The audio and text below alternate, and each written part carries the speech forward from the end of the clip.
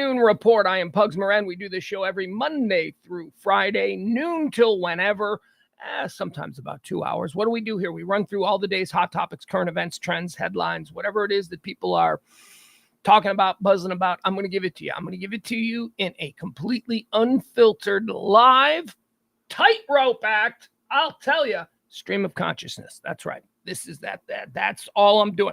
I'm looking at headlines. I'm riffing on what I think of the headlines, and I'm going completely unfiltered. And we do it every day, Monday through Friday. Still a little bit of the air conditioning throat. A little bit of the air conditioning makes my throat a little bit weird. And let me tell you, we need the air conditioning around these parts. Before we go into the hot topics, current events, headlines, trends, whatever it is people are talking about, we like to give you a little bit of a idea of what this day has represented in the past. We do a segment we call Erstwhile on this day, or previously on. And in this case, it would be August the 1st. That's right, ladies and gentlemen, a new month, August.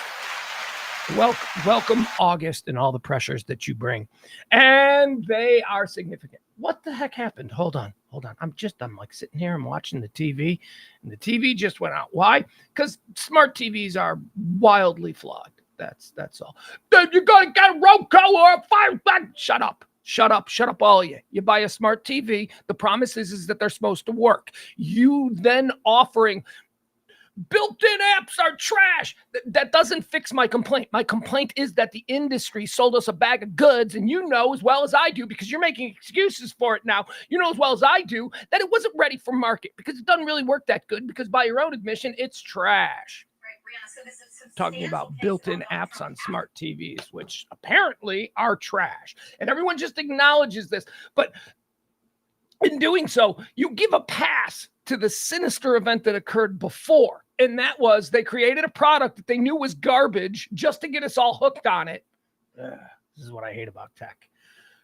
The built-in apps are trash. Yeah, I know, because the entire idea is trash, because it wasn't ready for market. But, somebody needed to make money real quick, so they started selling us garbage that drives us nuts. Now I got a TV that I can't watch. Somebody calls me and says, hey, dude, turn on CNN. There's something big happening.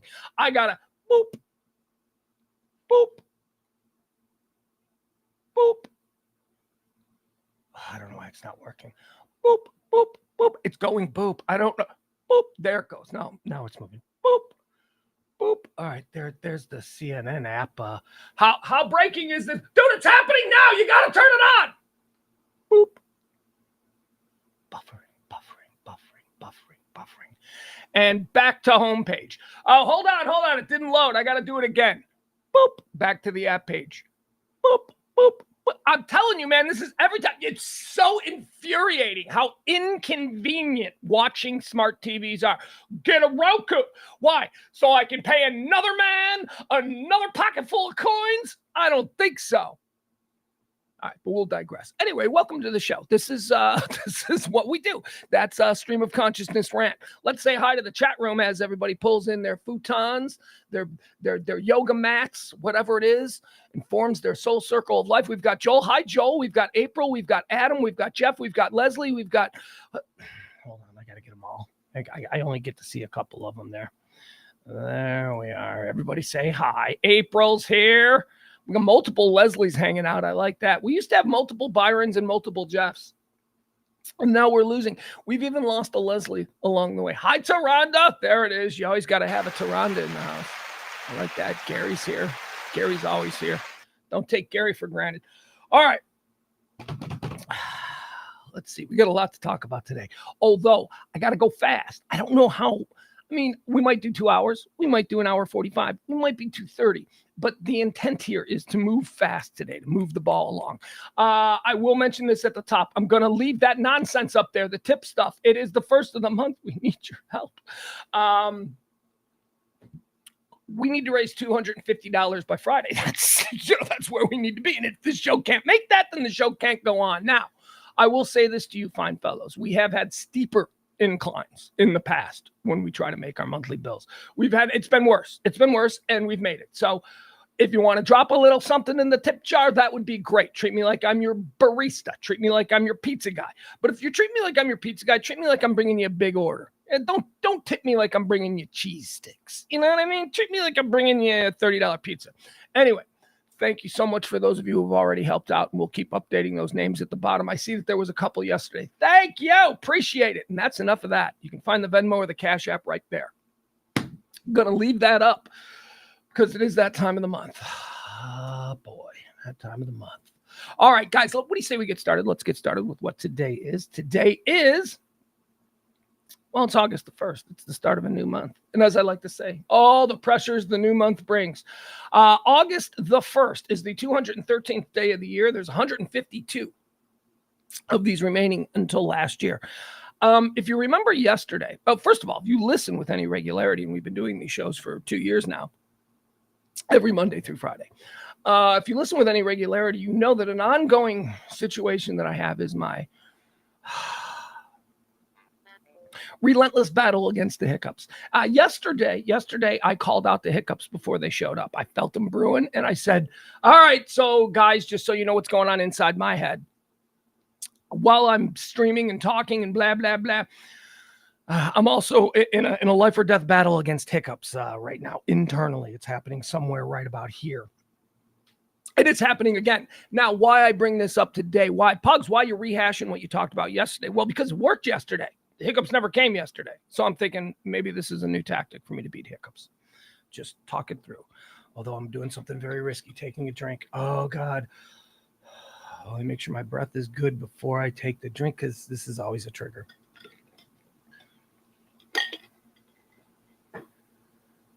All right, that seemed to have gone according to plan. All right, let's get started. It is, as I say, 152 days remaining until the end of the year. Let's get into a segment. We start out each and every show with this segment. We call it Erstwhile on this day.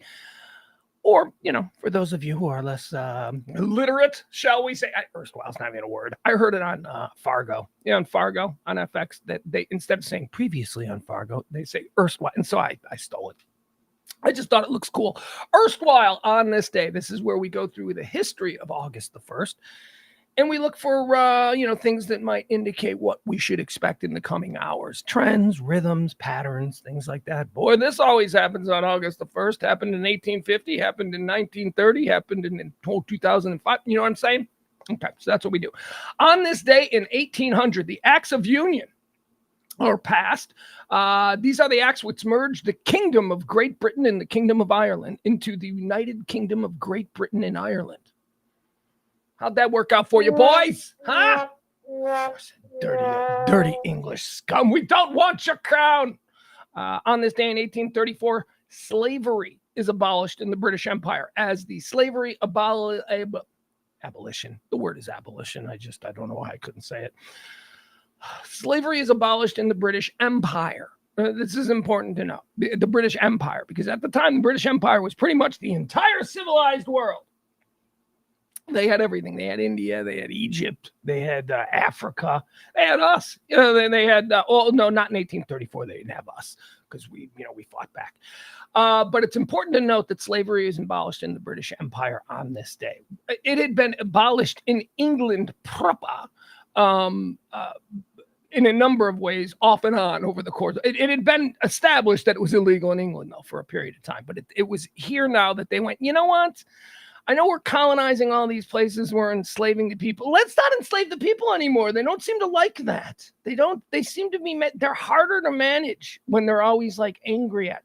So that was sort of the idea there. And I also point this out. This happened in 1834.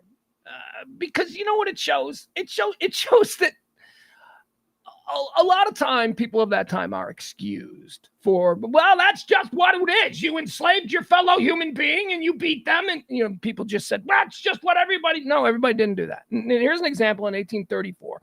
And earlier than that, in proper London, they knew it was wrong. They knew it was morally troubling, and anybody back in that time who just went along, they have questionable moral fiber. That's all it is.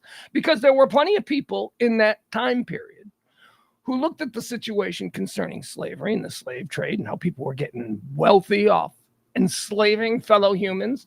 And a lot of people, and to their credit, a lot of the Christians of the time were like, hey, let my people go and whatnot. People knew. Look, I'm a fanboy of the always half inebriated General Grant. I love the General Grant story. General Grant grew up in an abolitionist family, and when he married for position, and he ended up marrying into a slave owning family. And as his wedding gift from his new father-in-law, General Grant, the soon-to-be General Grant, wasn't general yet. He was Major Grant. By the way, it's one of the reasons why he drank. He married a woman he didn't want to marry, but it was good for it was good for his career. So whatever. So he was given a slave on his wedding night, and he immediately freed that slave and gave him a job for the rest of his life as his assistant. So, I mean, people, when you say everybody was just doing, no, he pissed off his father-in-law, really pissed off. Giving a human being as a gift apparently was a big deal. It's like a car. So he basically just took that car and gave it to a homeless guy, which really pissed off his. Anyway, my point is this: 1834, England decided that, you know what, even in the colonies, we probably shouldn't have slavery. So people knew. So let's stop giving excuses to, the people, and not just Southerners, although the Southerners held on to it, and that's caused the Civil War. We're talking before that, there was slavery all over the place. I mean, there were certain colonies in certain states that outlawed it, but still, you want to talk about Midwestern farmers. I mean, please. It's not like they weren't using slaves. It wasn't like, Western frontier wasn't filled with enslaved people. People knew. They just did it because it was easier. And that is the mark of someone with questionable morals. On this day in it's hard to be principled in 1834 and go, you know what? I know it makes life easier and we're making a lot of money, but we really are enslaving another of God's children. And I don't know that just because the color of their skin, some people realize that. Those were highly principled, moralistic individuals, and they did exist back then. On this day in I don't think they exist today. I think, I think it's probably the same amount today that exists back then. I think that's just human nature. I think there is a certain percentage of us, and I've been one of these people too. We all have. Nobody's perfect. We've all made unprincipled decisions, but I think there's probably just as many today as there were back then. It's just easier to mobilize them now. It's just easier to get everybody who. Anyway, let's move on. On this day in 1876, Colorado is admitted as the what number? 38th U.S. state. Man, my voice is going. Hold on, let me clear it. But on the good news, I seem to have defeated the hiccup outbreak. Nice. Well done, this guy. Colorado, 38th state. Yeah, Colorado, like when you're looking at states, you're like, God, look at that hot chick. Colorado's a hot chick state. Not like it's filled with hot chicks, just like, it's a beautiful state. It's like, it's not Oklahoma. Oklahoma is like, Oklahoma's an ugly girl. Colorado ain't an ugly girl. Colorado's beautiful. What has Colorado done? They done anything bad? Like, do we hate Colorado? No, we don't hate Colorado. Colorado seems all right. You know what? I'm going to say welcome to the party, Colorado. On this day, they became the 38th state. On this day in 1876, that is. On this day in 1936, the Olympics opened in Berlin with that cool new guy that everybody in Europe liked, Hitler. Oh, he was so cool. He threw a great party, threw a great Olympics. That was on this day in 1936. He would change, by the way. He would not be the guy in 1936. Just a few short years later. I'm sure you've heard. On this day in 1965, Frank Herbert's novel Dune was published for the very first time. It was named as the world's best-selling science fiction novel in 2003. Never read Dune. Never read Dune. I was reading like Mickey Mantle's autobiography. You nerds, go off there and read your Dune. Where are you reading Dune? You going to the library on Saturday, you weirdo, you nerd? No, I never read Dune. And then I saw the Dune movie. Like there was a Dune movie in the 80s, and it was like so stupid. And that just reinforced everything about how Dune is stupid. And because Dune was big in my generation with like nerd kids. They loved it. Dune. But then I changed. I was not a Dune guy. This new Dune movie, that's pretty awesome. That's the one with Chalamet. And who's the other guy that's in it? I don't know. It's the one with Chalamet. That's good. So I'm back on the Dune bandwagon. It's a good. I even went back and watched the old 84 Dune right after, because I was so impressed with the new Dune that was made like 2 years ago. I was so impressed by that. Zendaya, she's in it. That's where I know her from, because I don't watch the other show. More on that coming up. Yeah, so I don't know. So I really liked it. And then I went and watched the 1982 version of Dune. And I like that one because, and here's why. The 1980s version, it really kind of relies on you having read the book. If you didn't read the book, it's very confusing. And it was very confusing for me when I saw it in 84. The newer version doesn't rely as heavily on you having to, it tells the story better and more thoroughly. It explains what's going on in a way that the earlier one didn't. So I watched the new Dune, totally got the story, and went, now I want to go back and watch the original Dune. I went back and watched the original Dune, the 84 one with Sting. I think Sting's in it. Yeah, it's Sting. And I liked it. I liked it because now I understood the story. So, there you have it. On this day, Frank Herbert published Dune. On this day in 1966, right here in the great state of Texas, at the University of said great state, Charles Whitman killed 16 people. He climbed up on the clock tower. Is it the clock tower there? That's a big one. 16 people. I mean, my God, what? It's a big one. It's a big one. Like, we can't dismiss it as, oh, isn't that cute? They were trying shootings in the 60s. No, because it was a big one. It's 16. That's a terrible, tragic number. 16 families. 16 lives. That was on this day in 1966.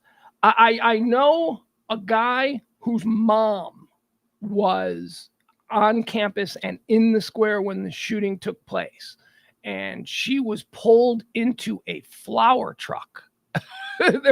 there was like a delivery flower truck or something, and she got pulled into a flower truck. On this day in 1971, the concert for Bangladesh is organized by former Beatle George Harrison and takes place at Madison Square Garden. I don't know what was going on in Bangladesh at the time. Was it starvation? I assume that's pretty much a staple of that region. Was it floods? Did they have floods or famine? I don't know what it was. Here's what I know. I've seen a whole lot of footage from the George Harrison concert for Bangladesh at Madison Square Garden. And they always talk about what are the incredible night, the amazing night. And I've seen enough of it to go, man, that concert would suck. It had like Ravi Shankar playing a sitar for like 40 minutes. Bling, bling, bling, bling. It had John Lennon. That was cool. He came out with the Plastic Ono Band. He did some cool stuff. And then, you got George Harrison. But George Harrison didn't even have his full repertoire of hits yet. So it was George Harrison doing a bunch of like B-sides. And I guess Here Comes the Sun. I guess he had that. But there wasn't no Wilburys. I mean, you had Bob Dylan. Bob Dylan showed up. But again, that's not a draw for me. Anyway, my point is this. That concert, the concert for Bangladesh, it seemed like it would have been a real drag. I guess I'd like to be there just to see those people perform, but I don't know that I'd enjoy it entertainment-wise. And by the way, here's the other thing. That always strikes me about the concert for Bangladesh. In the backstage footage where you see like George Harrison mixing with all the other rock stars and stuff like that, you really understand why old people were like, look at them dirty hippies. They all look filthy. George Harrison looks filthy. He looks like he stinks. He looks like he's just wearing.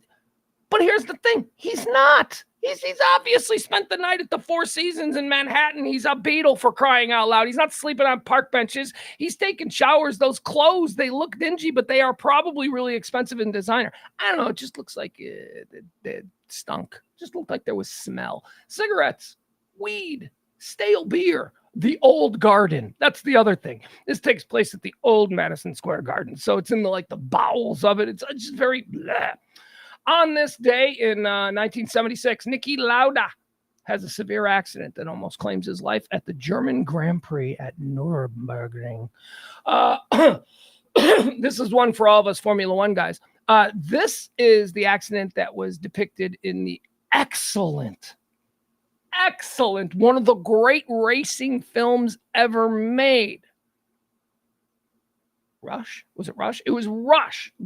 It's Rush. It is the Ron Howard 2013 story of the 70s and Formula One, and specifically the season between Niki Lauda and James Hunt. James Hunt was played by Thor. Such a good movie. Such a good race. If you like racing, Niki Lauda was such a talent. And he burned his whole body. Oh my God, you got to see the movie. Anyway, it was on this day that he burned his whole body. Oh, Niki. Niki just died, by the way. Niki just died last year. Niki Lauda is one of the great Formula One drivers of all time. On this day in 1981, MTV begins broadcasting in the United States and airs its first videos. Fun fact, of course, everybody can name the first video. Can anyone in the chat room in the next 15 seconds? Because that's how long. Byron, you got to see Rush. Byron in the chat room says I never saw Rush, but been meaning to. Dude, it's badass. It's such a cool racing movie. Very testosterone and shit, but also a true story. So if you like the history and all that, it's very cool. So I want to ask in the chat room. There you go. You tried to. That's not what I was going to say. Everyone knows that the first video played on MTV was the Boogles Radio Killed the Video Star. What was the second? That's the question. Let me see if the chat room knows. I'm going to count 15 seconds so y'all can't be Googling this bullshit.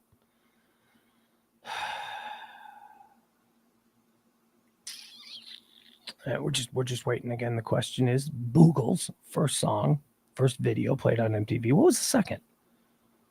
Blondie. Rush is not my favorite. Rush is not my favorite. Dire Straits. Jeff, I love you guys. You guys are honestly trying, and the goat cheated. Yeah, it's You Better Run. You Better Hide by Pat Benatar. Congratulations to everybody who played honestly before the goat cheated. You cheated because nobody knows that. Nobody knows that question. Everybody knows Boogles. That's the trivia question that people expect. Here's the other thing. I've had people in the past, and it's a lie. It's an absolute lie. People will tell you, especially people of that generation. And let me tell you, I am of the generation, and MTV was a very big deal in the culture of my generation. Generation X for sure, millennials as well.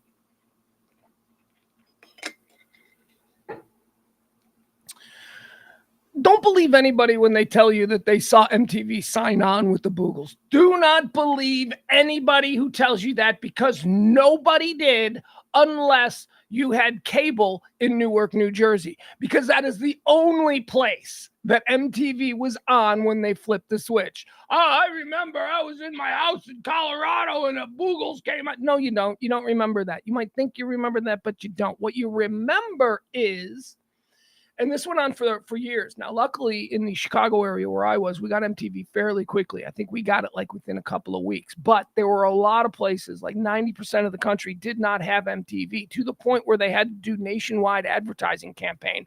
I want my MTV. Remember those commercials?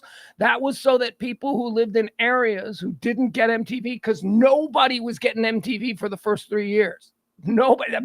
When that campaign was very effective, and the impact that MTV's hit videos had on music radio, because music radio used to be the ones who broke bands. Now all of a sudden MTV's doing this whole thing. Oh, what's all this new wave that isn't being played on any American radio? So all of a sudden now American radio is helping to build MTV's legitimacy, and all of a sudden they had to become a thing. But yeah, nobody saw it.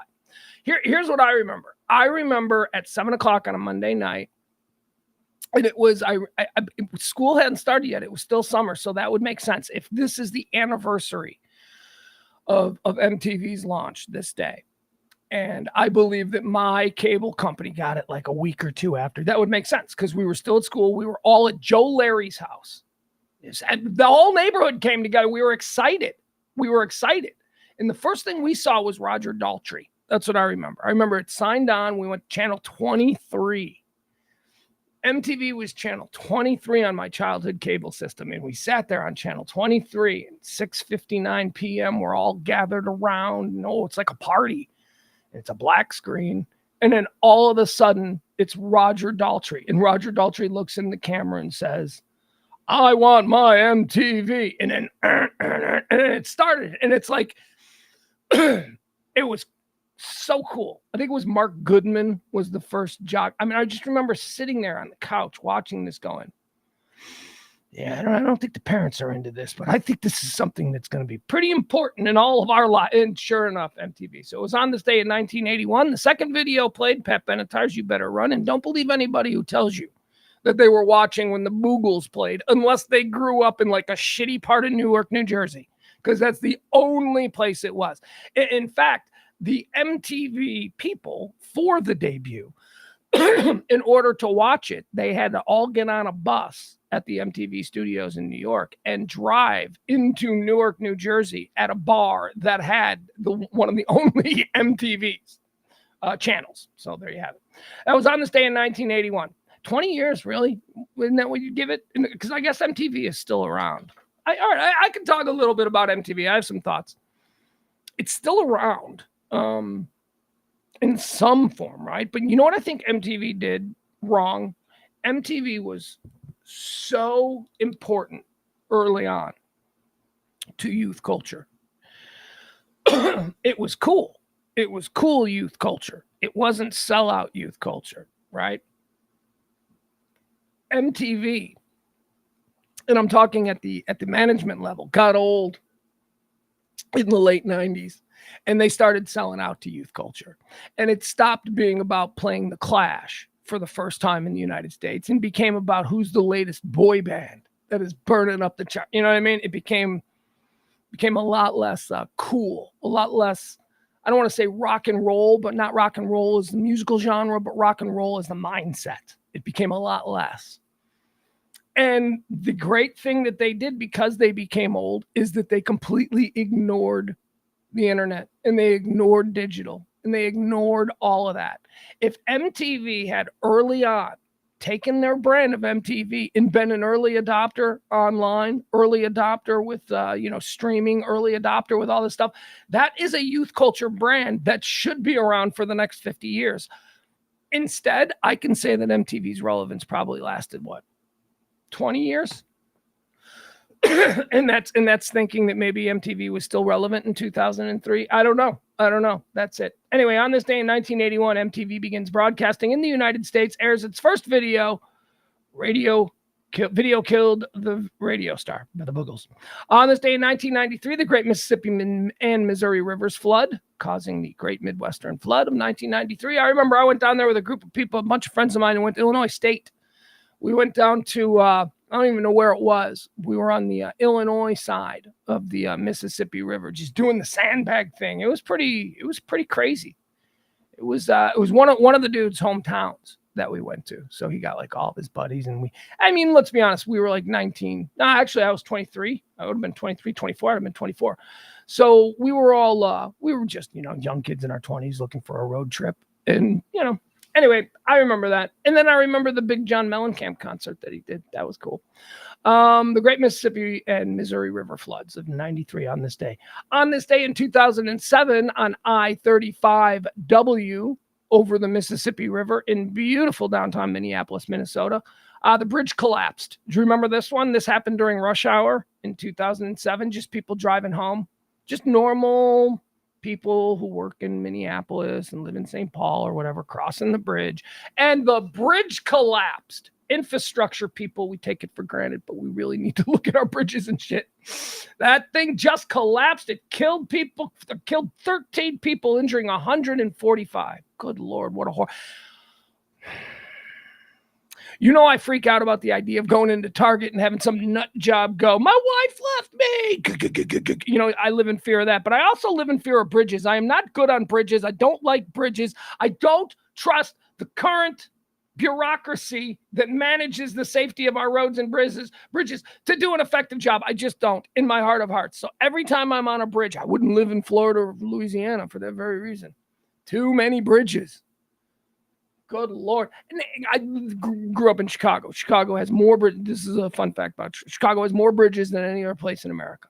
And it's just because in the middle of downtown, two rivers crisscross and they crisscross again and they bend right and bend right. So there's a lot of like bridges, but those are little bridges. And those are the little like razor bridges, that go up and go on. I'm not worried about that. I'm worried about the bridges that are like elevated, like this one in Minneapolis, elevated over a river. Ugh, God. Anyway, that happened on this day in 2007. I don't like that stuff. All right, let's talk about some birthdays. Buana, buana, buana. How about some birthdays? These are people who were born on this day. Born on this day in Born on this day in 1779. Francis Scott Key. He was a poet. National anthem, right? Oh, say, can you see? He was a poet. He wrote the words to that. He's a poet in 1779, but he was a real dandy. You know what I mean? You know, 17, I marvel at these people who have these jobs at these times. Well, oh yes, he was one of America's greatest actors in 1650. Well, 1650, I guess it wouldn't be American, but you know what I mean? It's like, really? He was an actor in 1650? He wasn't like, riding with the King's Army. He was an actor. Okay. So Francis Scott Key, born on this day, 1779, described himself as a poet back in 1779. He must have come from money, right? That's something that you got to come from money if you're going to be an adult calling yourself a poet in 1779. Born on this day in 1809. This dude wasn't no poet. This dude's a badass. William B. Travis, American colonel, lawyer, one of the founding fathers of Texas. Colonel Travis. On this day in 1819, born unto this world, Herman Melville. Herman Melville. Of course, I wish I was a fish. No, he didn't write that. He wrote Moby Dick, though, so sort of a fish thing. Voice being very weird right now. Voice is being weird. There you go. All right. Let's see here. Born on this day in 1933. How about Dom DeLuise? Dom DeLuise. Born on this day in 1933. I love Dom DeLuise. Hysterical. I love Burt Reynolds. Burt Reynolds. You grew up in the 70s. You're Gen X. You love Burt. And where there's Burt, there's Dom. Burt and Dom right there. Here's my question. Anybody else ever, knowing what we know now about people and their sexual orientations, anybody ever look back at Dom DeLuise and go, well, I know he was married. I know he's got kids. I don't know, man, because it's confusing. Because back then, anyone who was silly, he's just silly. I'm like, yeah, is that it? He's just silly. Born on this day in 1933, Dom DeLuise. Born on this day in 1939, Terry Kaiser. And he's still alive, which is ironic because he's most famous for playing a dead man. Terry Kaiser, of course, Bernie from Weekend at Bernie's, celebrating a birthday today in 1939. Born on this day in 1942, how about Jerry Garcia? Inspiration of one of the finest ice creams made, Cherry Garcia. God, I love Cherry Garcia ice cream. It's good stuff. What was he? Jerry Garcia, lead singer of the Grateful Dead, icon, right? One of my early gigs on the radio was going out onto the street, covering the morning news of the death of Jerry Garcia. It was a big deal. Okay, there you go. Let me have a drink of coffee. Born on this day in 1949. Jim Carroll. Jim Carroll. I always talk about Jim Carroll. Jim Carroll is the inspiration for our death segment on the show. These are the people who died. These are the people who died. Genesis the clue, he was 12 years old. Fell from the roof on East 29. Kathy was 11 when she pulled the plug. 26 reds and a bottle of wine. Bobby got leukemia, 14 years old. He looked like 65 when he died. He was a friend of mine. Those are people who died. Those are people who died. Those are people who... Jim Carroll was a punk rock icon. He had the Jim Carroll Band. He was also the subject of the Leonardo DiCaprio film Basketball Diaries. Jim Carroll was a writer, troubled guy. I mean, if you saw the Basketball Diaries, you know that. But most importantly, he is the inspiration for our death segment. These are the people who've died. These are the people who died. They were my friends. And they've died, he sings. All right. Jim Carroll, born on this day in 1949. Born on this day in 1957. Here's one of those great that guy actors from the 1970s and 80s. Taylor Negron, born on this day in 1957. Now, Taylor Negron, he's the pizza delivery guy in Fast Times. That's it. He's like in a million other things, but he's the guy who delivers the pizza to Spicoli in Mr. Hand's class. in Fast Times at Ridgemont High. Taylor Negron, the great Taylor Negron, character actor, born on this day in 1957, died a few years back, 2015. Cancer, I want to say. Born on this day in 1959, Joe Elliott, English singer, songwriter, guitarist, and producer. Joe Elliott is most famous. He is famous. He is the lead singer of Def Leppard. I met Joe Elliott once, and I didn't know that I met Joe Elliott, which means that Joe Elliott is a pretty cool dude. I met Joe Elliott at a radio station, just small talking in the hallway. I didn't know who he was. He was waiting to go on to another show that was on the station, and just said hello to him. We were both waiting, and he told me that he was going on. I didn't ask any questions because you don't fanboy when you're at these things, and I just figured, I don't know, they have all kinds of people. Didn't recognize him is my point.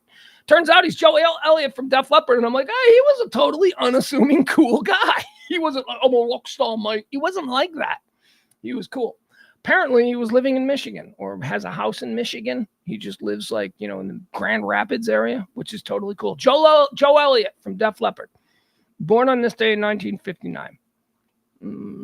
Okay, born on this day in 1960, Chuck D, Public Enemy. Love Chuck D. Chuck D told a very cool story over the weekend that I heard. Chuck D was friends with Sinead O'Connor. And he became friends with Sinead O'Connor because at the 1994 Grammy Awards, which was the big breakout year for Sinead O'Connor, where she was like the big star at that Grammys because nothing compares. All that shit was just popping off, and she was as big as it gets. A bunch of hip hop artists, NWA and Public Enemy, led by Public Enemy, led by Chuck D. A bunch of hip hop artists decided that they would not attend the Grammys because the Grammys at this time were not recognizing rap and hip hop and all that kind of stuff. Even though they were nominated for some things, all of the hip hop artists refused to show up, and they boycotted that year's Grammys. Sinead O'Connor came out and did a performance of her song Mandinka with her shaved head looking beautiful. And her shaved head had a tattoo on the side of it of the Public Enemy logo. And Chuck D was talking this weekend in the passing of Sinead O'Connor about how that's how they became friends, because they didn't know each other. She's just some bald Irish chick singer, right? He didn't know who she was. He was Chuck D from Public Enemy. But he saw that, and he reached out to her, and he learned that, she supported, inclusion in the music, and she loved all kinds. Anyway, it was a very cool movement, and they became friends after that because she showed support to him. Happy birthday to you, Chuck D, born on this day in 1960. Born on this day in 1963 and just dead last year, sad. Coolio. Born on this day in 1978, Ezrin James, former NFL running back. There was a time, we old heads know it, there was a time when he was about as good as they come running the rock. Born on this day in 1979, a guy who I've described myself as being Momoa-sexual. Happy birthday to you, Jason Momoa. I ain't gay, but when I look at Jason Momoa, I can go, I get it. I get why. Doesn't really do it for me. The chemistry inside doesn't boil over to the point that it needs to, but I get it. Give me time. I don't know. How into it is Momoa? That's really, I don't know. Momoa, I'm not, like I say, I'm not gay, but if Jason Momoa, I don't know. I don't know. I get it. Here's what I get. I get it. I get what they see. Happy birthday, Jason Momoa. The greatest fun fact of Jason Momoa is that he played high school soccer in the middle of Iowa. First of all, everything is the middle of Iowa, right? Now, sorry, Jeff, but you ain't 20 miles outside Boston, 80 miles outside New York City, right? You're whatever. So Jason Momoa, one of the biggest A-list stars in Hollywood right now. Jason Momoa was playing high school soccer in the middle of Iowa somewhere. Jason Momoa, Aquaman in the DC universe. You know who was on his team? Brandon Ruth, who briefly played, I think it's Brandon Ruth, who briefly played Superman. There was a high school soccer team in the 1990s in the middle of Iowa that featured the future Aquaman and the future Superman on it. How is that even a thing? I went to a massive high school. My high school was huge. One of the biggest high schools in the state. 6A, top classification. There ain't nobody ever even remotely famous come out of my high school. You know, we got somebody who made it to like the top 10 in American Idol. That's it. We got a wrestler I've never heard of. Some WWE wrestler I've never heard of. Graduated like 15 years after me. I don't even know who he is. That's it. There's a high school in Iowa that produced Superman and Aquaman. That's crazy. Happy birthday to you, Jason Momoa. Born on this day in 1979. Born on this day in 1989, Madison Bumgarner. Oh, that's interesting. Yeah, mad pitcher. I'm sorry, I got confused because there's two in a row here. All right, let's move on to the more interesting one. Born on this day in 1995, Madison Cawthorn. Madison Bumgarner and Madison Cawthorn. Madison Cawthorn. He was South Carolina. Was he a congressman? I don't know. He was nuts. He was like, whatever. He's gone now. Bye-bye. All right, that's gonna do it. What do you say we get into now? The part where we mourn people. That's right. We call it. These are the people who died. I've already played the song. So I'm already in trouble for that.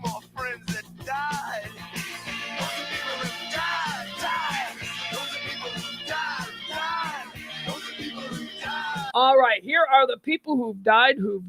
We ask the question, do we care? We go through a list of people who died and we determine, a lot of a-holes and everybody dies.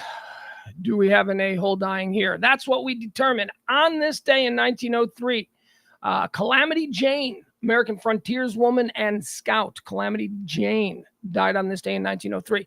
Don't know anything about Calamity Jane. I mean, I've heard the name. I know that it's a name. I know that it's a thing. I know that she's a thing. Here's all I know. I watched Deadwood on HBO, which is one of the great series of all time. Only ran for 2 seasons. It was way too expensive. Apparently, the sets were nuts, but Deadwood, so good, man. If you guys are looking for just a quick 2 seasons, that's going to piss you off because when you get through the second season, you're going to be like, wait, that's it? There's no more. It's the true story of the city of Deadwood, of how Deadwood in North Dakota or South Dakota, wherever the fuck it is, I don't know. I didn't watch that closely. It's the story of how that city was founded, and it features all of the historical figures in Deadwood. You know, whether it's Wild Bill Hickok or Oliphant. Timothy Oliphant played Marshall Seth, whatever. True story. Deadwood, great. Calamity Jane is a major character in it, and she's fantastic. So based on that, yeah, we care. Dead on this day in 1970, American actress Frances Farmer. Why is this interesting? Because they made that movie Frances. Remember the movie Frances? It was in the 1980s. I think Jessica Lange. No, I don't think. I know Jessica Lange played her. Frances Farmer was an actress who I think was committed to a mental institution. Like, she was a big famous movie star, and she was like at the height of her powers. And I don't know, they put her in a crazy house, like a sanitarium. They got her against her will institutionalized. And I don't know. I didn't watch the movie because I was like 10 and it didn't seem like a subject I was interested in. But I remember it was a movie, and I don't know if she was crazy or not. Maybe she was put in there against her will. I don't know. Go watch it. Frances Farmer died on this day. Do we care? No, not really. I don't know who she was, and I don't remember the details of the movie. I'm sure she was a nice lady. I hope that she wasn't institutionalized against her will, because then I would feel bad about not caring. But at this point, this stage, not caring. On this day in 1977, Francis Gary Powers, American captain and pilot, he died. Why is he famous? Francis Gary Powers he was the U-2 pilot that was shot down and taken prisoner. He was flying a CIA mission. I mean, we basically admit that now. Back then we didn't. Back then it was, he was off course. You got to give him back. You're being mean. He just got lost. And Russia's like, he was spying. We're like, no, he just got lost. He was spying. It was the U-2 spy plane. It was experimental, and you're taking it for a spin. Do we care? Yeah, we care, because he's a hero. Cold War, we care.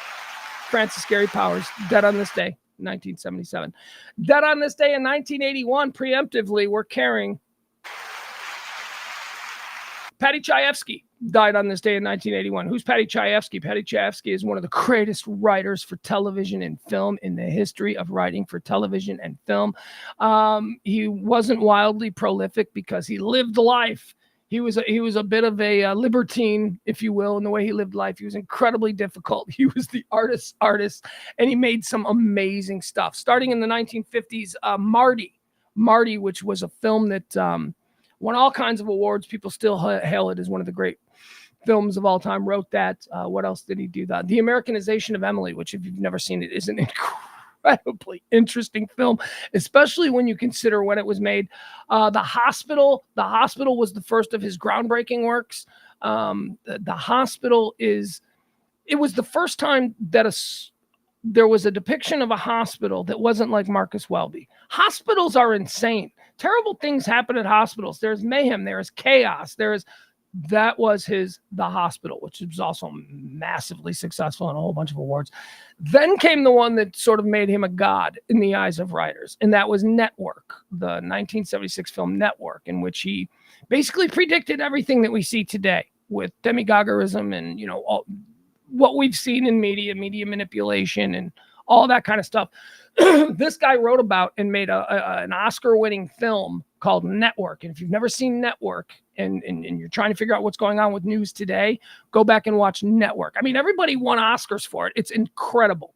And then the other one, one of his great films, groundbreaking films, Altered States, which I don't know if you remember Altered States. Yeah, I think you got to be Gen X. It's a cult film. It was very well received by certain people, and then a lot of people when it came out just didn't get it because it was too out there. Altered States is a heavy movie about the mind and about all of this stuff that I talk about how we can fix a bone, we can replace a heart, we can do all that, but we don't know shit about the mind. Altered States dealt with that very, very subject. Patty Chayefsky. So do we care that he died on this day? Yeah, he was awesome. If for Network alone, the dialogue in Network is so incredible. I'm mad as hell and I'm not going to take it anymore. Incredible. Dead on this day in 2001, Corey Stringer. This was sad. You remember Corey Stringer? Corey Stringer was a good football player, Minnesota Vikings. Dropped dead summer camp, heat exhaustion. Changed a lot of the way that every level of football is practiced in the summer months. Corey Stringer's passing in 2001 is why my kid, who trains in Plano up there, they practice indoors, and thankfully so, because it's 105 degrees out, and my kid's a big boy, and he goes hard, and anyway. Corey Stringer's passing in 2001 was a tragedy. It was sad. It was a wake-up call to a lot of people. How can this happen to an offensive lineman, a young man, an athlete? He's supposed to be in great shape. Changed a lot of the way it's done. Heat kills. By the way, interestingly enough, I remember there was a story about he wasn't like the only guy ever to die at training camp. Like, people died throughout like the 40s and 50s. I mean, it was pretty common that they used to just run these guys into the ground and people died, but there just wasn't. Corey Springer, dead on this day in 2001. Do we care? Yeah, we do. Yeah, we do. As the father of a high school football player, I care. Dead on this day in 2020, Wilford Brimley. Do we care? Yeah, we care. Old Brims. We love that dude. We love Wilford Brimley. He died on this day in 2020. All right, that's going to do it. Let's get into the topics of the day. Let's talk about all the things that people are getting into. But first, let me remind you, we are in the final stretch of the month. Oh, my God, we've only got a couple more days to make what we need to make. We're about 250. We need to make 250 for this week. So tips. The next 5 days of shows. I hope you like them and I hope you appreciate them, because that's how we get through month to month. We are in the push days of the fundraising for this here little project that we do every day, Monday through Friday at noon. All right, let's get started. The first story, the big story that we're all trending on and on about. Let's see here. Hold on. Heat, you guys, the heat. Can we stop with the heat? Can we stop pretending? I know. Is it everywhere, or is it just, I know it's here. We do this show in North Texas, and it's not shocking. We do this every summer, right? But this one is bad. This is like worse. I've been here now. This is my third consecutive summer. This is bad. And it's Do you know that for the next 10 days here, let me pull up. Let's pull up the weather. Can we pull up the weather on here? I don't know if that's something we can do. Nope, can't do it. All right, so it's currently 103 degrees here, and it's only 12:52. So by 4 o'clock this afternoon, what's it going to be? 106, 107? No, it says it's going to be 105 by 3 p.m. and then it's going to come down. And don't worry, because it's going to hover around 104 degrees until about 9 o'clock at night. Then it's going to come down. Then it's going to be nice. Here's what I'm looking at, though, and this is absolutely disgusting. Today, high of 105. Wednesday, high of 106. Thursday, high of 106. Friday, high of 105. Saturday, high of 105. Sunday, high of 106. Monday, high of 101. We're going to get our break on Monday when it only goes to 101 degrees. All right, so that's enough about us. The story here is about what Phoenix is going through, because I know we here in Texas, we consider ourselves hardy sorts. Well, I mean, I'm not born and raised, but I consider my Midwestern, 4 seasons, brutal winters. I'm a bit of a hardyman myself. So when I see my buddies out there, my Texas buddies in years past, what are you worried about in the summer? We just Texas, we can handle it. We can handle it. They can handle it. They are good at it. But this is a little different. It just seems, God, man. Look, I'm sweating like a pig sitting here in a beautifully air-conditioned room simply because there is a sun beating down on my back.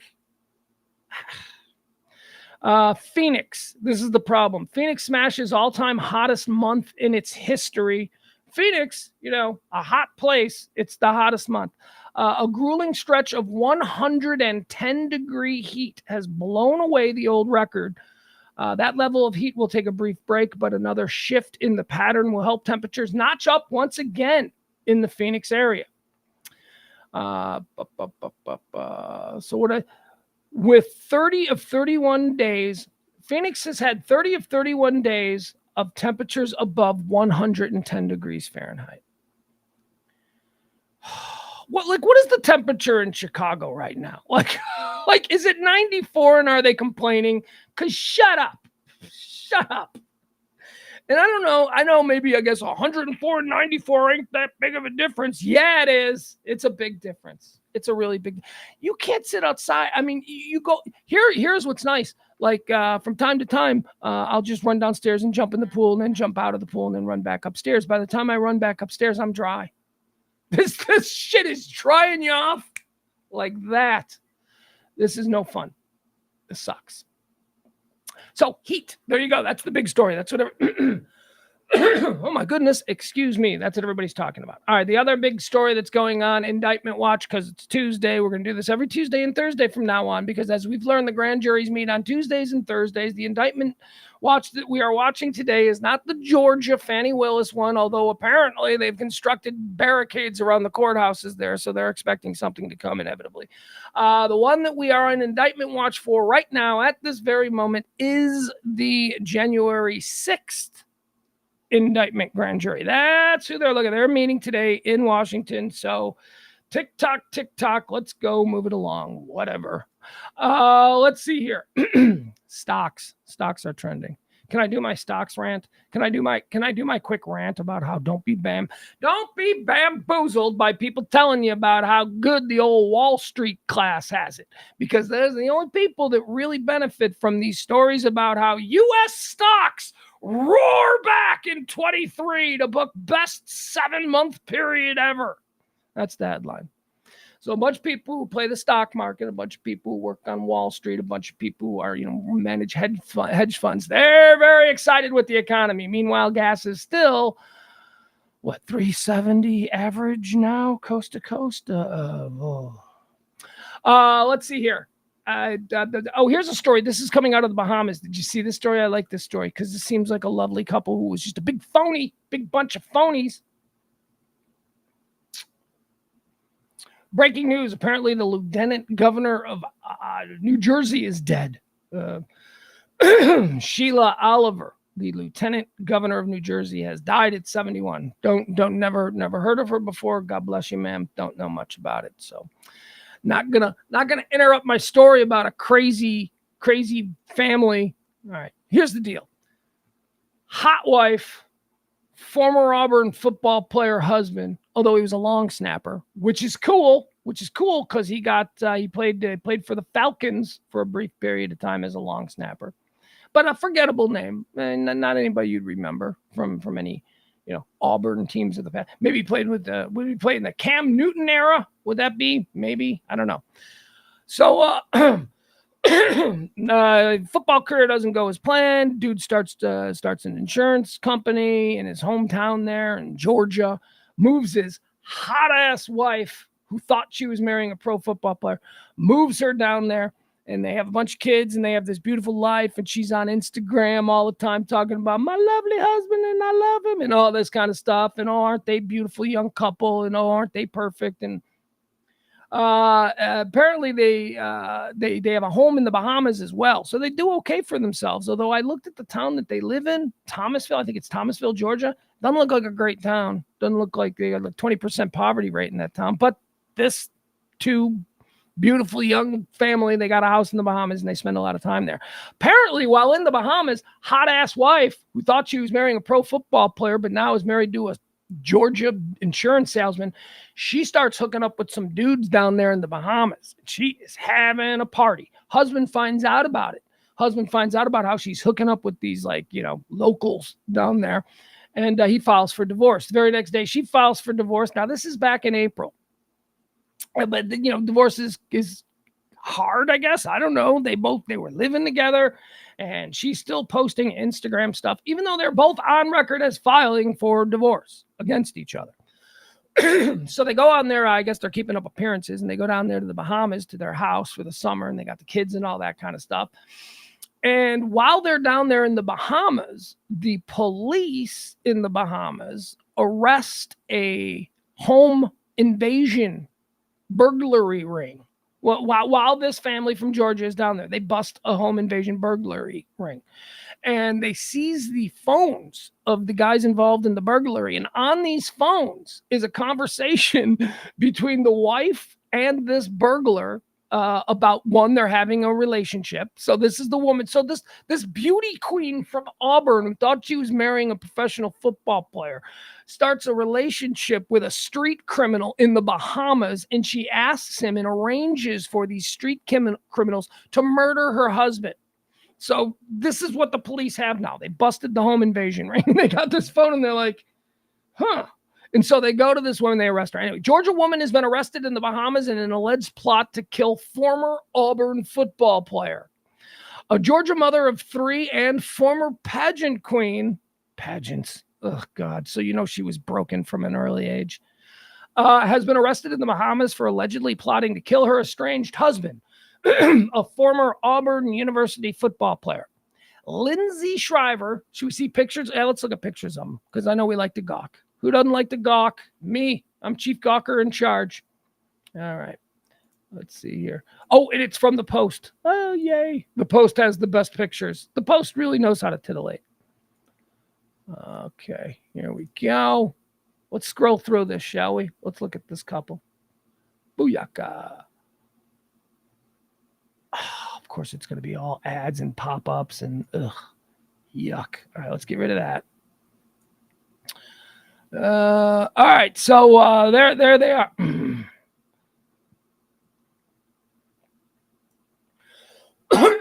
Excuse me. All right. She's not wearing any makeup. Trust me, there are pictures. She looks better. She looks better in other pictures. Lindsay Shriver, 36, was caught when Bahamian police stumbled on her alleged scheme to murder her hubby, Robert Shriver, 38, while they were investigating a different case. 2 men, Terrence Bethel, 28, identified by the outlet as Lindsay's lover, and Farron Newbold were also arrested in the alleged hit scheme.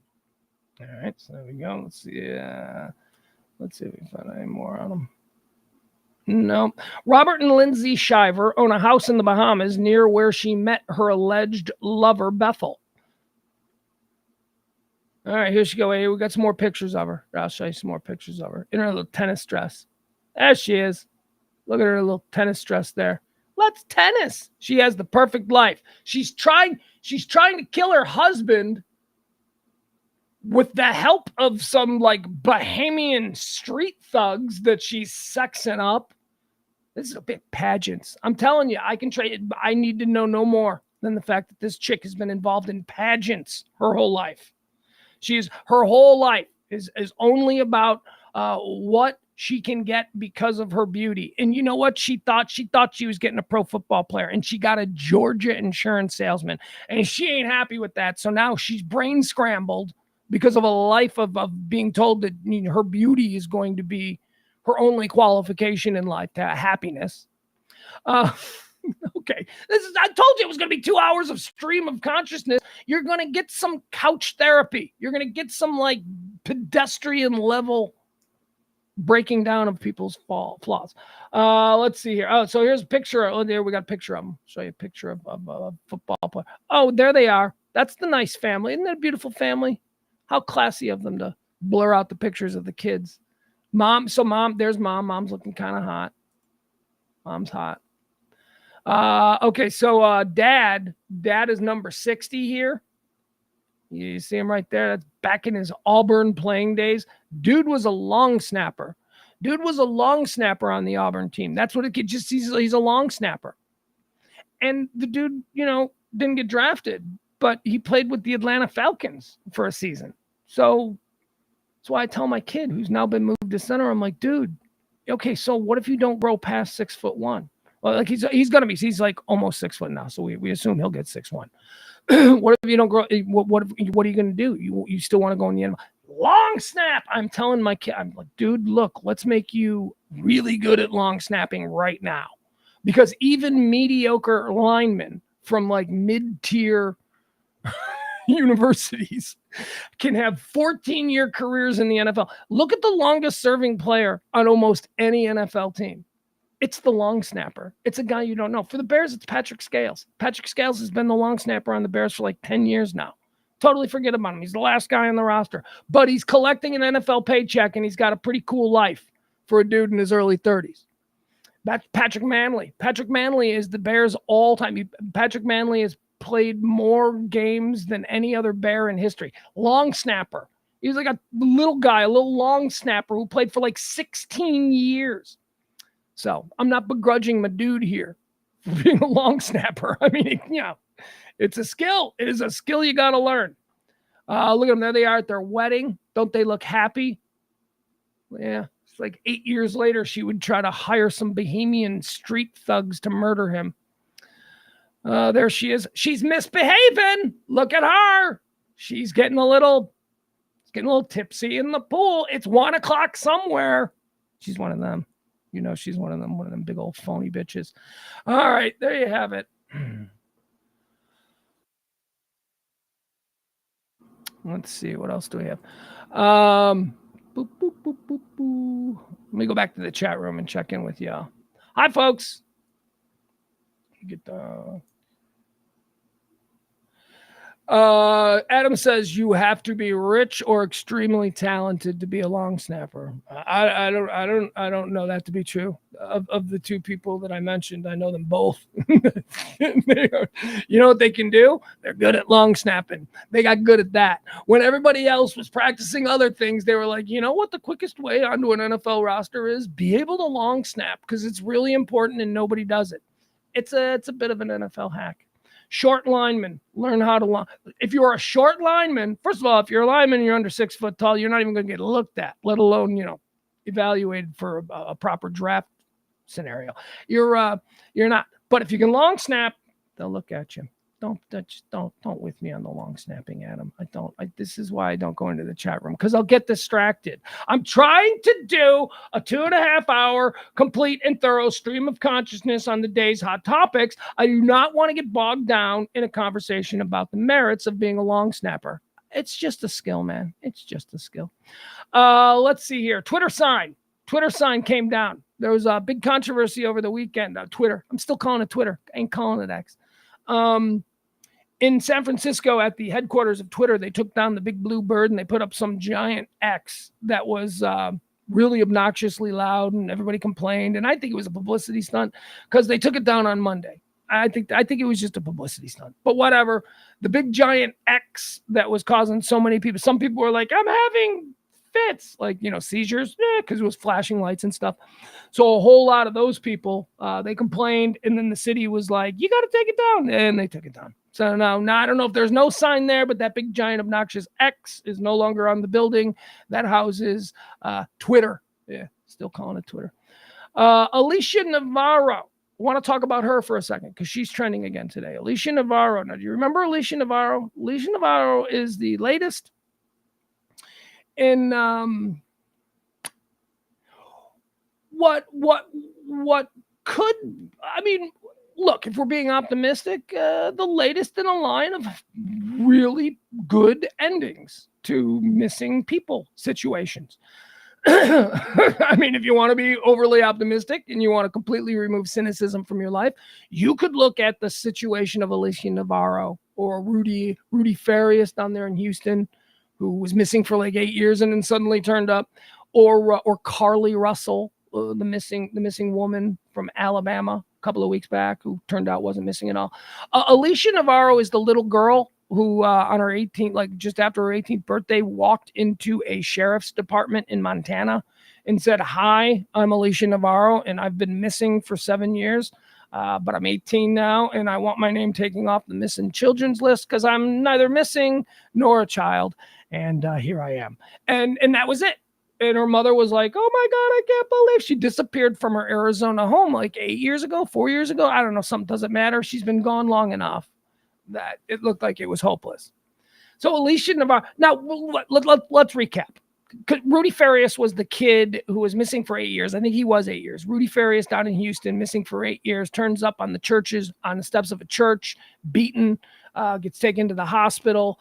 They patch him up, and he tells the story about how, he was he was missing. And then, the big story becomes missing boy of 8 years is found. And turns out he wasn't ever missing, that he was missing. Mom reported him missing, but then he was found and they never said he wasn't missing. And she kept the scam going. I don't know. He had to live quietly, like in a back room for 8 years, whatever. So he wasn't missing. Carly Russell, we still don't know her story. She's keeping her mouth shut because she knows there's a whole bunch of legal charges coming against her. Carly Russell saw a toddler walking on the road, called 911. 911 shows up. She's gone. No toddler, missing. We're all looking for her. She shows up a couple of days later. Hey, okay. So again, if we're being optimistic, all three of those stories ended in the best possible way. Because remember, when someone goes missing, we immediately clutch our pearls and go, I hope they're okay. Well, these three were. And yet we're still mad at them. We're still mad at all of them to some degree. We got the result that was prayed for Jesus. We got that result. They were all fine. But we're mad at them. We're mad at them for what? I don't know. But what is this thing? So let's talk about Alicia Navarro. She, of course, is the girl who went missing again from Arizona 4 years later. She walks into a police station in Montana and goes, I'm not missing anymore. I'm here. Well, after she did that, as one might imagine, the FBI, who'd been looking for her all this time, went, huh? That's weird. Where'd she say she was living? So the FBI began staking out her. And again, she's 18 years old, or maybe even 19 now. I'm not sure. Again, she's a legal adult now, so she's not missing. So the FBI anyway, they just went, they were like, what's going on here? Turns out that they raided the home and they arrested some dude that was there. We don't know. We don't know yet. All we know is that Alicia Navarro was seen and reported to be by neighbors to have been in distress, very upset over the arrest of this man that they took out of the house. Here's how it was reported. Alicia Navarro's neighbor said the teenager hung her head and looked like she was crying as FBI agents raided her Montana home and allegedly arrested a man who resided inside. The teenager, who went missing 4 years ago in September of 2019, surprisingly turned herself into the police in Montana, a 21-hour drive away from the Arizona home she escaped. The 18-year-old was most recently residing in a Montana neighborhood, which was being staked out by the FBI after her reappearance. Now a neighbor has shared how Navarro reacted to the FBI's raid on her building. Ron Turner, 69, who lived near the teen, told the New York Post that in last Wednesday's raid, 3 cop cars pulled up on the building. They got out with guns drawn and went into the apartment. He added that agents brought a man out of the house cuffed and that they put him in a police car and then left fairly quickly. Then 5 or 10 minutes later, Turner said he and his wife saw Navarro herself being brought out of the home by agents. The man told his wife, "Oh man, that don't look good," remarking that Alicia Navarro looked extremely young, even for her age. And yeah, I'm looking at pictures of her here. I'll show you these pictures of her. She does look really young. So, I mean, look, here's the other shoe dropping, right? So she's 18. She doesn't want to be a missing person anymore. She obviously ran off with an older man, right? That's what it looks like. She probably did that thing. She met an older guy online. She was 14. He pulled up outside her window. She snuck off and ran off with him to Montana. She's been living with him for the last 4 years in Montana. She's probably okay with it. She's now an adult.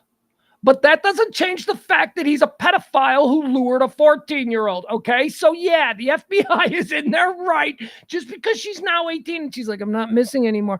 I don't know what the statute of limitations is on stealing a child from their home, but that's what this guy did. So, you know, let's put somebody in jail.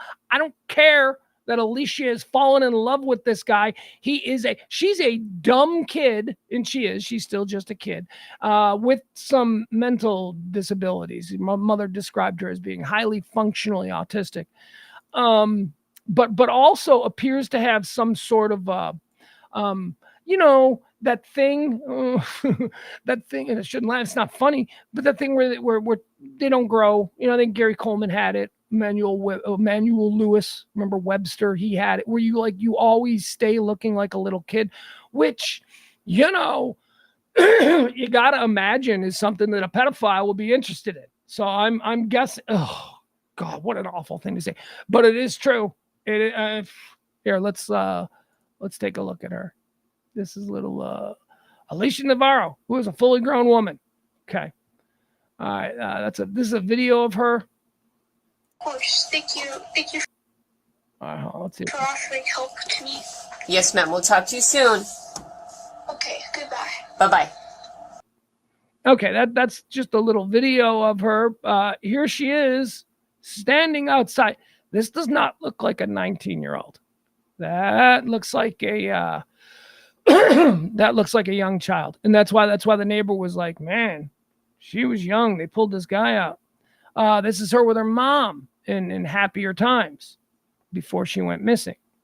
She doesn't look like she's aged at all. That's all right. That's the note that she left. She left this note on the night that she ran away. It says, "I ran away. I will be back. I swear. I'm sorry. Alicia." She ran off with a guy. She's a 14-year-old. She ran off with a guy, and she's been living with him for 4 years.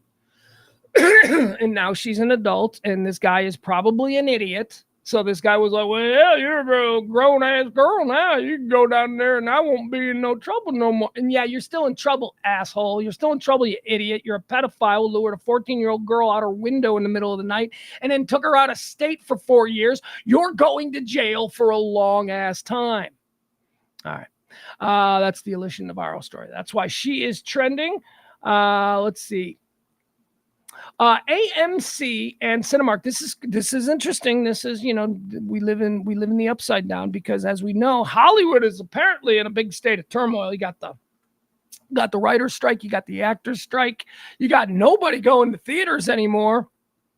Well, at least that was the story a couple of weeks ago. Of course, now we live in the times of Barbenheimer. That's right. That's a word now. Everybody says that like they've been saying it forever. Barbie and Oppenheimer, two films that have blown the roof off theaters this summer, saved the entire theater industry.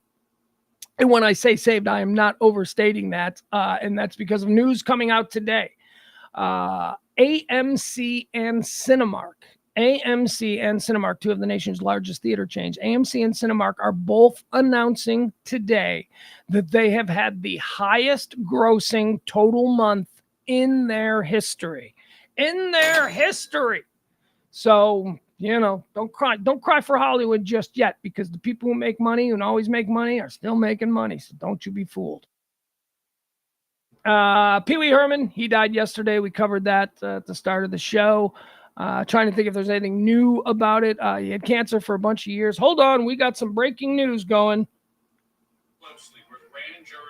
Hold on, breaking news. This in the special counsel's January 6th investigation. All right. Sources tell CNN that Donald Trump and his advisors are right now getting preparations in place ahead of a potential indictment. CNN's Paula Reed. She joins us now. She's been covering Paula. Okay, so here's the breaking news at 18 minutes after the hour of 1 o'clock. The grand jury has been seen leaving the federal courthouse in Washington. They are expecting an announcement. What they were doing. Grand juries only meet on Tuesdays and Thursdays. We all say this now like we knew this. I didn't know this until last week, and I don't think the media knew it either because it was it was last week when they first started saying it. So on Tuesdays and Thursdays when they meet, there's great anticipation. They seem to have left early, which is what they're saying right now, which means they might be done with whatever they were doing today. Today may have been just the vote, right? Today may have been just whatever. So we will see. Indictment watch. Tick tock, tick tock. Here we go. Pee Wee Herman died. We were talking. I'm trying to think if there's anything that we didn't mention about Pee Wee Herman. He died of cancer. He had been quietly suffering with cancer for a number of years, 6 years, and left a very nice note on Instagram, thanking his fans. Beautiful man, beautiful thing. Made a lot of people laugh. Watched some Pee Wee stuff yesterday. My kid and I had a nice little talk where we were sharing some funny Pee Wee things on text. There you have it. Pee Wee Herman died, 70 years old. Paul Rubens, give the man his credit. Paul Rubens, also dead. Also dead yesterday. This is one that I'm not all that up on, but apparently it's a big deal to certain people. So show the respect. Angus Cloud. Angus Cloud is a young actor, 25 years old. When I was mentioning Dune and how that's how I became familiar with the talents of Zendaya. And they are mighty. She is terrific. I said that I wasn't a fan or I didn't watch or was unfamiliar with the show that I guess made her famous, which is Euphoria. Euphoria is also the show that made this man, Angus Cloud, 25-year-old actor, famous. He was the, third billing. Like, I had to look at the Euphoria cast page to see, like, was this just like some guy who had a couple of roles? Because I've never heard of him. No, he got third billing. Apparently, he's Zendaya, who is the lead character, and then Maud Apatow, who is like her best friend. He gets third billing. He's apparently a drug dealer on the show that is friends with Zendaya, and they've been friends forever. Anyway, I don't know. I'm not familiar with Euphoria. Very sad story about Angus Cloud. So 25 years old. It looks like. I've been reading a lot about this guy. He struggled with mental health, right? He was a depressed guy, which, again, there you go. 25 years old. He's on the hottest TV show for people that are 25 years old in the world right now. He's attractive. I bet his career is really bubbling over. And he's depressed. So some people are wondering if possibly he ended his own life. His mother found his body and called. The initial 911 call was reported as a possible overdose. So whether this was a intentional or whatever, we don't know. What we do know is that last week his dad died. And apparently he took that incredibly bad. And he has been spiraling since his father died a week ago. Culminating in Angus Cloud, 25-year-old actor, star of Euphoria on Max, found dead by his mother yesterday. Very sad. Like I say, I don't know enough about him. I'm unfamiliar with the young man. I don't know. I just know what I've read, and I know that it seems to be a fairly significant story with a bunch of people who know about this show, of which I am not one. So there you have it. Angus Cloud, dead at 25 years old. Lizzo. Lizzo is trending today. Why? Because she's being sued. Because, man, there's just something about this type of person. This type of person. You let me explain. I'm not talking about Lizzo. I'm talking about the type of person who would sue for this kind of thing in this era that we live in. Lizzo is being sued for fat shaming. Lizzo is being sued for sexual harassment and for being mean to her girls, her big girls, or whatever it is. Apparently, it's all well here. Lizzo has been sued by 3 of her former dancers for alleged sexual harassment and creating a hostile work environment, including instances where they were weight shamed and pressured to perform at a strip club.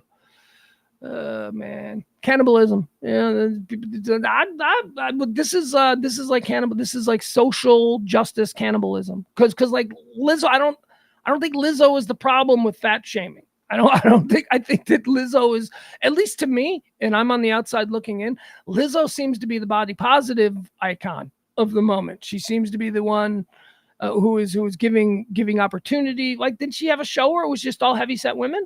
Or it was just like, hey, look, let's celebrate this. I know it irritates the hell out of my partner, James, on the Radio Misfits show. He's got a real problem. It doesn't concern me because there's a whole lot of channels and it's easy for me to avoid. And that's not a thing for me. And I recognize that. And maybe it's a thing for somebody else. And you know what? Good for you. You enjoy. Doesn't bother me, though. But she is apparently getting, I don't know what she did. I need to see the example. Hold on. Let me find more details than just this. Let's see what's, maybe there's a full-on story here. Lizzo sued. Okay. Let's see what, you didn't fucking get that, Google? Thank you. No worries. Yeah, I only said it very clearly. Lizzo sued. Oh, geez. All right. It says very clearly Lizzo. That's not what I wanted. This is just the world. Okay, here it goes. Okay, so we'll give you this one. Former Lizzo dancers were weight shamed and pressured while at a strip club, says former dancers. 3 former dancers have filed a suit against Lizzo, accusing the singer of sexual harassment and creating a hostile work environment. Now, first, don't know anything about Lizzo. Couldn't name one song. Don't know the difference between a Megan Thee Stallion and a Lizzo. I don't. I know that they're both pop stars. I know that people like them both. I'm unfamiliar with their work. And honestly, if you put them side by side, I like one of them. Which one do I maybe I like both of them. I don't know. Maybe this is why I'm so confused, because I think there are things about Megan Thee Stallion that I like. And I think there's something about Lizzo that I like too, that I learned. Who's the one that's like the classically plain flautist? Is that Lizzo? Whatever. Let's get into this. This is about Lizzo, though, not Megan Thee Stallion. And by the way, if you're saying I'm racist, screw you, because I spent the 80s being confused by Dennis Quaid and Patrick Swayze. They were like the same person to me for like 5 years. I couldn't tell them apart. Sorry. Oh, and then you mix in, you got the Quaid, then you mix in a Swayze, and then who is the other one? Kurt Russell. Oh my God, get out of here. I couldn't tell the difference between Kurt Russell, Patrick Swayze, and who's the other one? Quaid, Dennis Quaid, for like 5 years. So this isn't, you're racist because you make no distinction between Lizzo and Megan Thee Stallion. No, I'm just lazy-minded, and it doesn't matter what color they are, because again, Dennis Quaid, Patrick Swayze. And the other guy, Kurt Russell. 3 of Lizzo's former dancers have accused the singer of sexual harassment and creating a hostile work environment in a lawsuit filed Tuesday. And also Goldie Hawn and like Meg Ryan. There was like a period where it was like, wait, which one is that? Yeah, I confuse people all the time. Dylan Mulrooney and McDermott McMuffin. I don't know the difference between those guys either.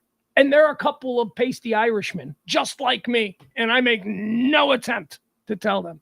Don't tell me I'm racist because I can't tell the difference between Lizzo and Megan Thee Stallion. I don't know. If you put 2 pictures of them in front of me, this is what happens with stream of consciousness. I dance on the edge. I never want to know where I'm going to fall. But if you put a picture of Megan Thee Stallion in front of me and a picture of Lizzo, I would probably be able to go, okay, I think that's Lizzo. And that probably, but right now in my head, conjuring them up, I can't do it. The dancers accused Lizzo, a performer known for embracing body positivity and celebrating her physique, of calling attention to one dancer's weight gain and later berating, then firing that dancer after she recorded a meeting because of a health condition. Well, the health condition due to okay, I'm done with this story. I don't want to talk about this story. I don't even care how it plays out. Whatever. Best to you, Lizzo. It's Girlfriend Day. That's trending. Have you seen this trending? Girlfriend Day. It's Girlfriend Day. This is not a real thing. It has never been a real thing until today. It popped up today, and now it's a thing. So it's Girlfriend Day. I don't have a girlfriend, so I'm not going to worry about it. But don't we already have Valentine's Day?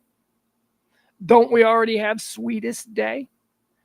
Don't we already have? I guess that's all we have. But don't we already have those two? We have those two. We don't need Girlfriend Day. We don't need it. Happy Girlfriend Day. No, thank you. Let's see. What else do we have here? Let's see. Mega Millions. Mega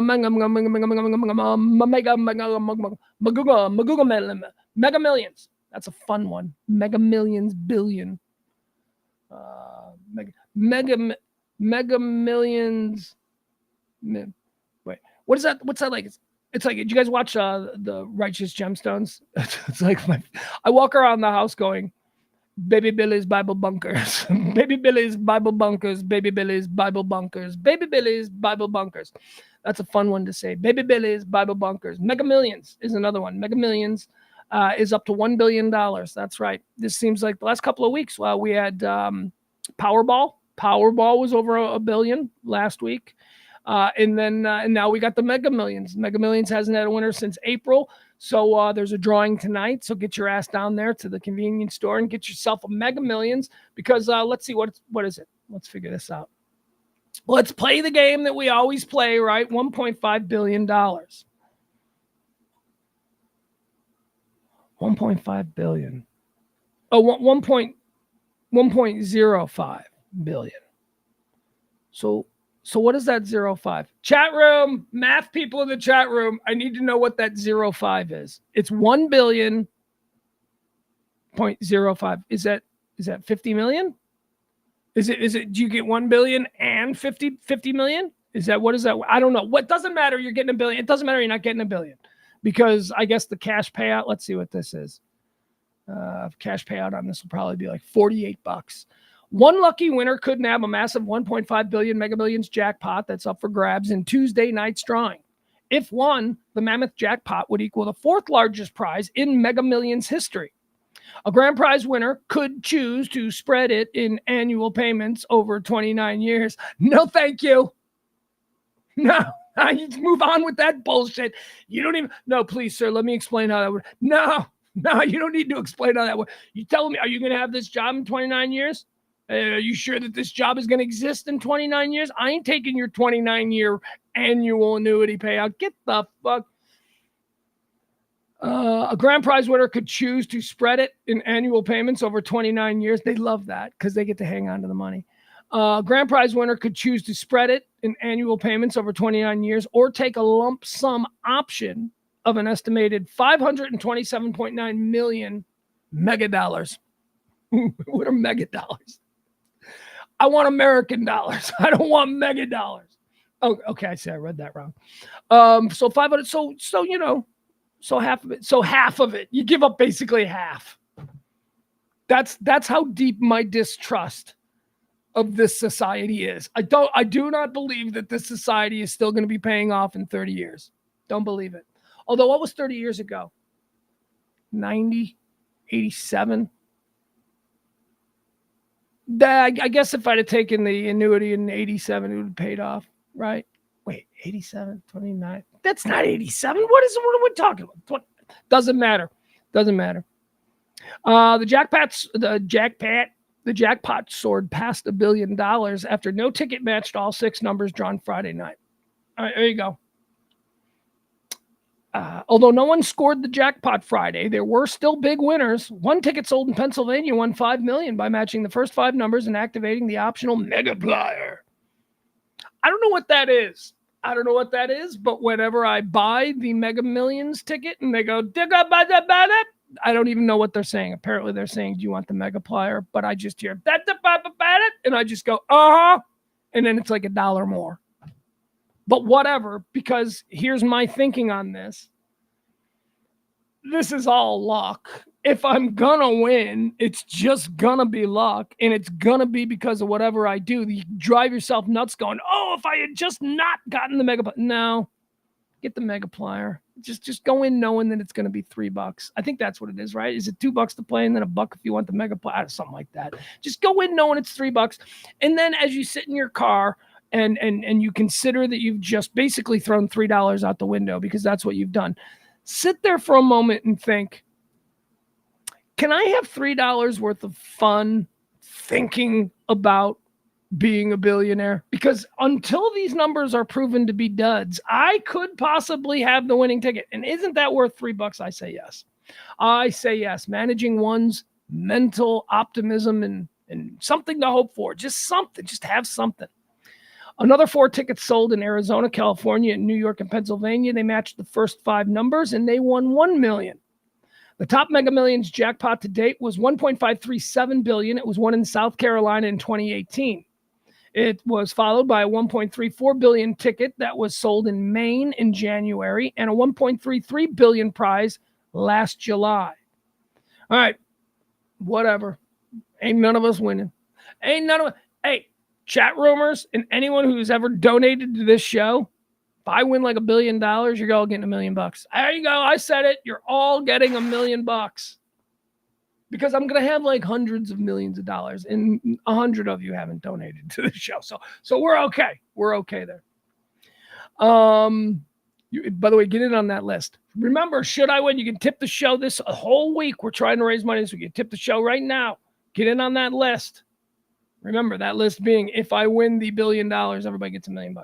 Everybody who tips me gets $1 million. That's an easy promise to make because there's no way in hell that I'm going to win. Although maybe, and if I do, won't that be fun for all of us? And when I win, be prepared for a story about how, yeah, I can't actually do $1 million. It's going to be like 10 grand, but thank you so much. Right. I'll suddenly turn into a money grubbing D-bag, right? The minute I have money, I'll turn into gold. No, I won't. Promise I won't. Promise I won't. What else do we have here? Cameo. Okay, this is going to be the last one that I have prepared. So after this, we might run a little bit short today. Cameo is trending. You know what Cameo is? Cameo is that sad place where people who aren't famous anymore, they get paid like $20 to call people and say, happy birthday, Marsha. Your brother Tom says you were a fan of Bosom Buddies back in, you know what I mean? I don't know whatever it is. Cameo, it's sad. Said, but also I'd be happy to participate if there was ever any kind of, that seems like it's easy. One of the things that's happening now with Cameo, though, is that people are using Cameo, and this is absolutely hysterical. I mean, you think of Cameo, it's my husband's birthday, and I'm going to have Carmen Electra call him and leave him a message. He'll love it. Right? That's like typically how it happens. But no, people are like breaking up with people using Cameo, and it's genius. People are firing people by using Cameo. Like, hey, wow, this is weird. I've got a message from Dean Cain, the guy who played Superman on Lois and Clark. Yeah, apparently I've been fired by Dean Cain. Now, those are the kinds of things that are happening with Cameo. It's as well as other things here. The morning of her wedding, Jessica Van Wagenen was primping in her bridal suite in Scottsdale, New York, when her sister interrupted to insist that she watch a video right away.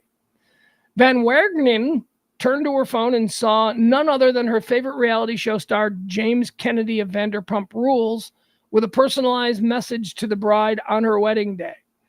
Okay, and then he said, I heard you had a crazy time in New Orleans. So he left her a message, like a threatening message about her bachelorette party in New Orleans. Like, hey, it's your wedding day. I know what you did in your bachelorette party. Have a nice wedding. That's pretty funny. Last year, Christopher Gonzalez, a 35-year-old motion graphics designer for television and film, quit his job by dropping into a company-wide Slack channel a Cameo video featuring William Hung, who won over fans in season 3 of American Idol in 2004. So he quit by paying William Hung to basically quit for him. Let's see, are there any other examples? Come on, show me some mean examples. Never mind. That's a dumb story. Anyway, I just thought that was a funny idea. The concept of Just getting some D-list celebrity to do your dirty work for you. That's brilliant. I want a divorce.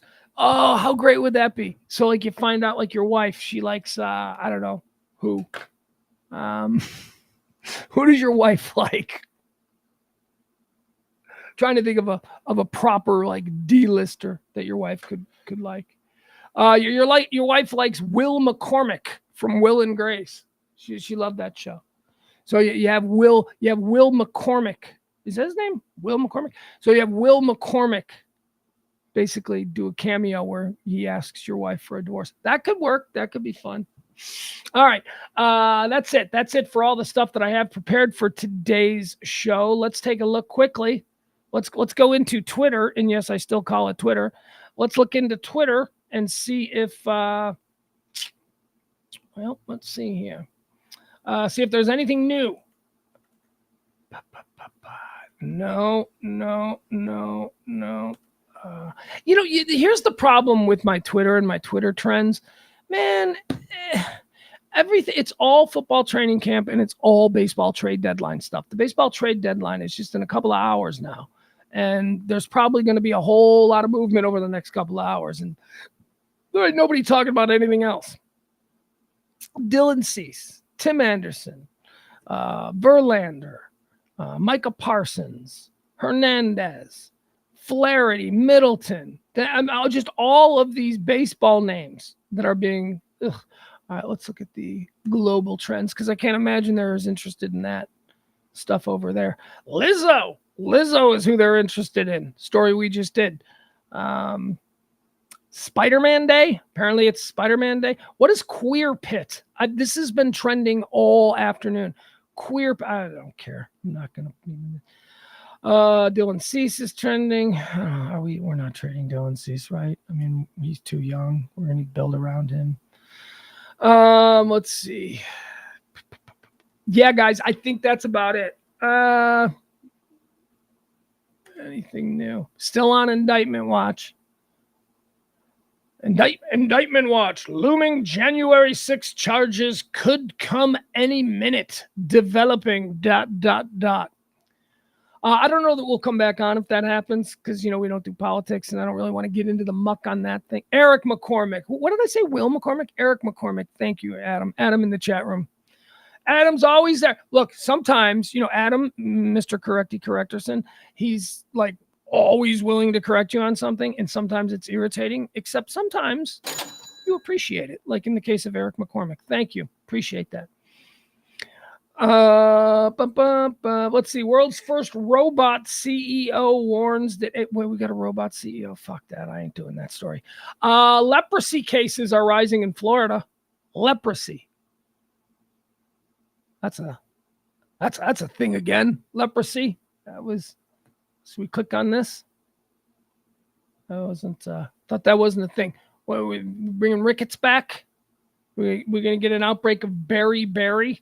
Maybe polio is set for a comeback. Scurvy. Anybody wants scurvy? Let's see here. The Center for Disease Control and Prevention shared information about a survey of leprosy cases in Central Florida in a research letter. A previous version of this article contained incorrect information.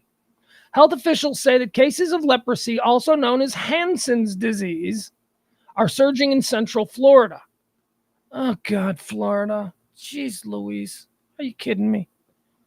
In a research letter, the Centers for Disease Control and Prevention said that Central Florida has accounted for 81% of reported cases in the state and almost 1/5 of reported cases nationwide. Leprosy has been historically uncommon in the United States. Incidents peaked around 1983. 1983, there was leprosy? And that was like the peak of it? I don't remember ever being worried about leprosy in 1983. I was touching all kinds of things at 13. Is that how you get leprosy? No, wait. Leprosy is where your body falls apart, right? Where like chunks of your skin fall off and you lose fingers. Hawaii, that was like a big leprechaun. Wait, lepers? Yeah, lepers. Wait a second. Hey, here's a question about leprosy. Can we cure it? Like, is this why this doesn't seem to be all that?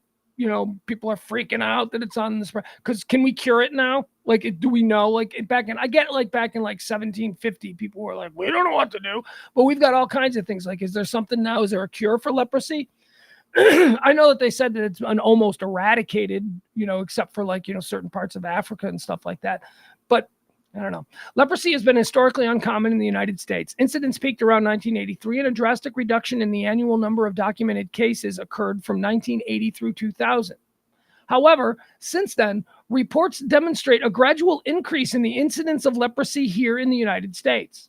The number of reported cases has more than doubled in the southeastern states over the last decade alone. Authorities said that several cases in Central Florida have demonstrated no clear evidence of zoonotic exposure or traditionally known risk factors.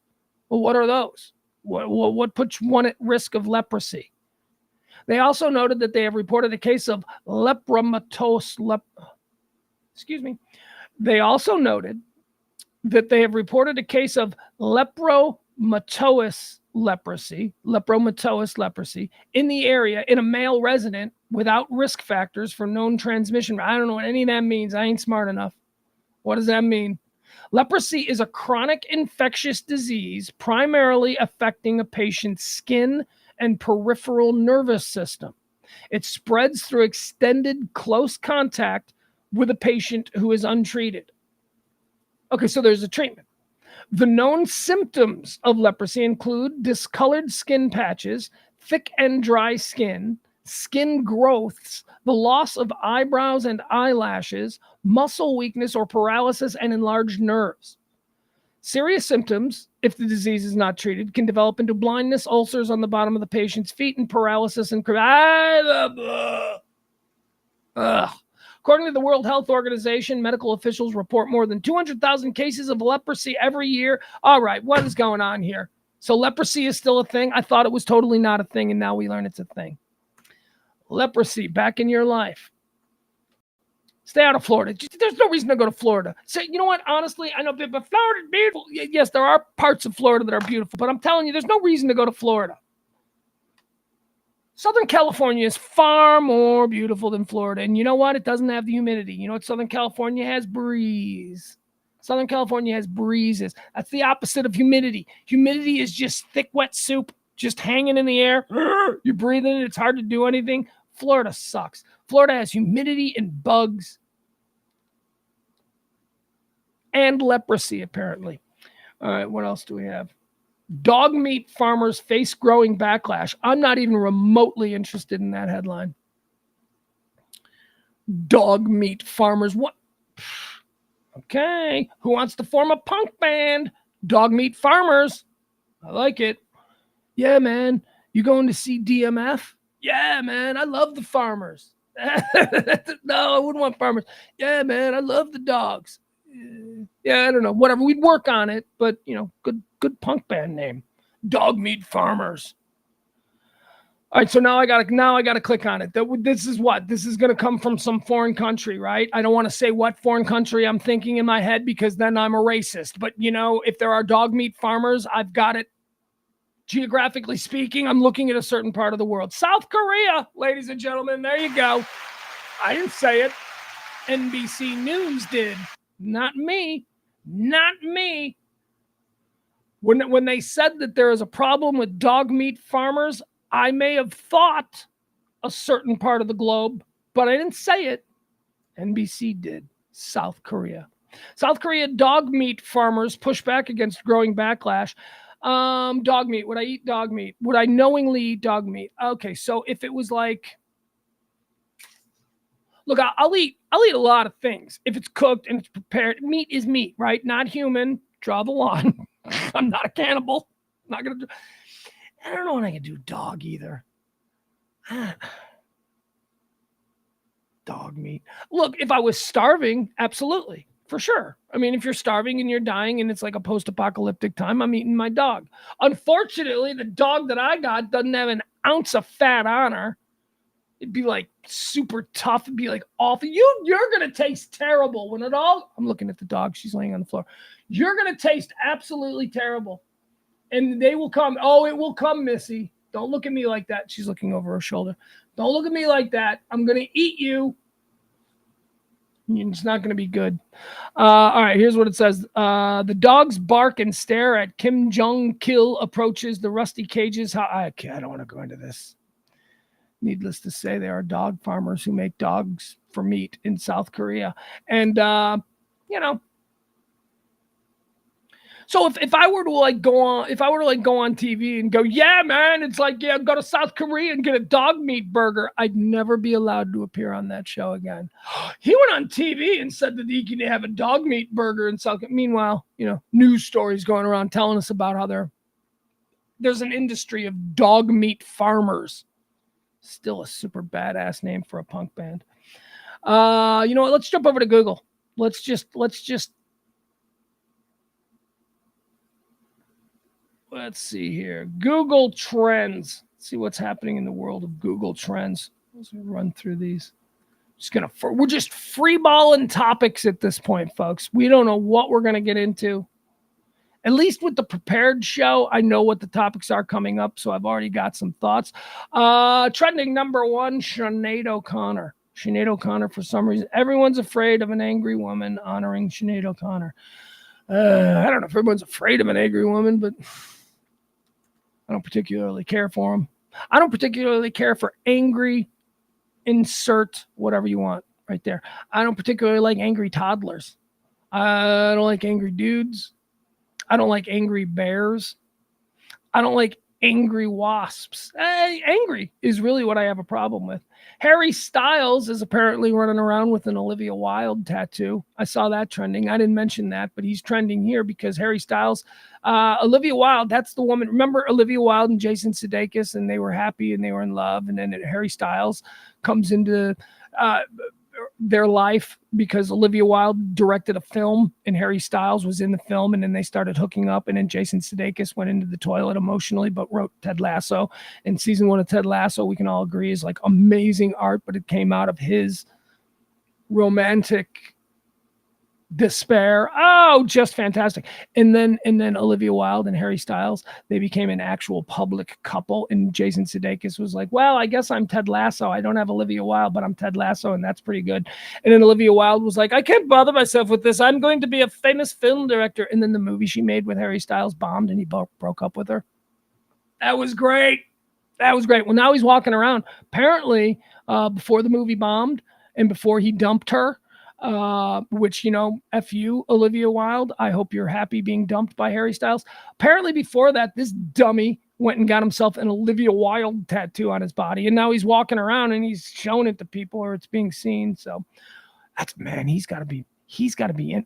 First of all, she's like a super hot MILF for him. He's like a young guy and she's a MILF. It was never going to last. It wasn't going to be Ashton Kutcher and Demi Moore. That wasn't going to be a thing. He's Harry Styles. He is much bigger than Ashton Kutcher was. Ashton Kutcher, different motivations. Harry Styles can have anybody in the world that he wants, and he's just going to have a dalliance with an Olivia Wilde. But he got a tattoo. He got a tattoo of her. Why? Because he wants to control her mind. As long as he's walking around with that tattoo, she thinks that she could still have her boy toy. But she can't, because he's Harry Styles. And he is going to wait for her to get back together with Jason Sudeikis, and then he's going to move in. And he's going to ruin it again, because I think Harry Styles is probably evil. Anyway, that's what I take from him walking around, playfully showing off the Olivia Wilde tattoo. He's got money. He could have had that removed. They've been broken up now for like a year. He could have had that removed. He didn't. He kept it. Why? Mind manipulation of Olivia Wilde. That's why. And the continued destruction of Ted Lasso. And I don't know why Harry Styles has such a problem with Jason Sudeikis and doesn't want him to be happy. Let's move on. Big Brother is trending. I've never seen an episode of Big Brother. That show's been on for like 23 years. Let's see here. Alien. Dead by Daylight. Dead by Daylight developer teases crossover. I don't care. Don't care about that. Baseball. A lot of baseball stuff trending. Manchester United is trending. Apparently something happened there.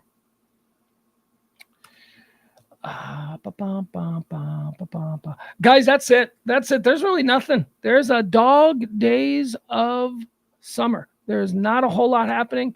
What is this? There's a news conference going on right now. The Gilgo Beach news conference after Gilgo Beach suspect's court appearance. The guy who killed all the prostitutes, 3 of them, but probably more like 30 because there's a whole bunch of bodies all over the place. That guy, Rex Heuermann. His wife is talking. Wow, that poor woman. But, she married a dude. How can you get it that wrong? Look, I get it. You're married to a guy, you start a family. At some point, you get in too deep and whatever. Some people don't get divorced. Other people are just like, I guess I got to stay in this awful marriage forever. And she's with this guy. And then one day, the feds come and arrest him, and he's killing prostitutes for the last 20 years.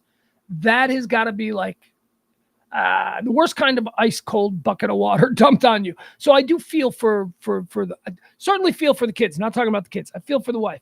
But you're telling me you were with this guy all these years and that you never, like, this is a surprise. I find that hard to believe. I find it hard to believe when someone turns out to be a serial killer and the people in their lives are like, I had no idea. No, you just overlooked a whole lot of shit. Why? Because maybe you were scared. Because it's your husband. What are you going to do? You're going to leave him? Then where are you going to go? You're going to move in with your sister? You don't want to do that. So you stay in the marriage. We saw the same thing with the BTK killer down in Kansas City. Those people, that family stayed together, even though they were like, Dad sucks. And it turned out Dad was a killer. So the wife is filed for divorce, obviously. Should be a no-brainer. And she's got nowhere to live because the FBI has completely trashed the house looking for secret torture rooms and all that kind of stuff. They've ripped through the floorboards and knocked down walls, all in their little investigation to find out how many more of these bodies could this guy possibly be linked to.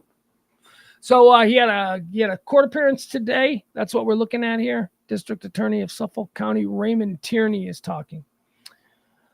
Okay, let's not worry about that. Sheila Oliver is trending. We mentioned that. Sheila Oliver, New Jersey's trailblazing lieutenant governor, has died. Why is she trailblazing? I don't know who she is. Sheila Oliver, New Jersey's trailblazing. Trailblazing again. Don't know why. Ms. Oliver, 71, was taken to the hospital on Monday. She had been serving as governor.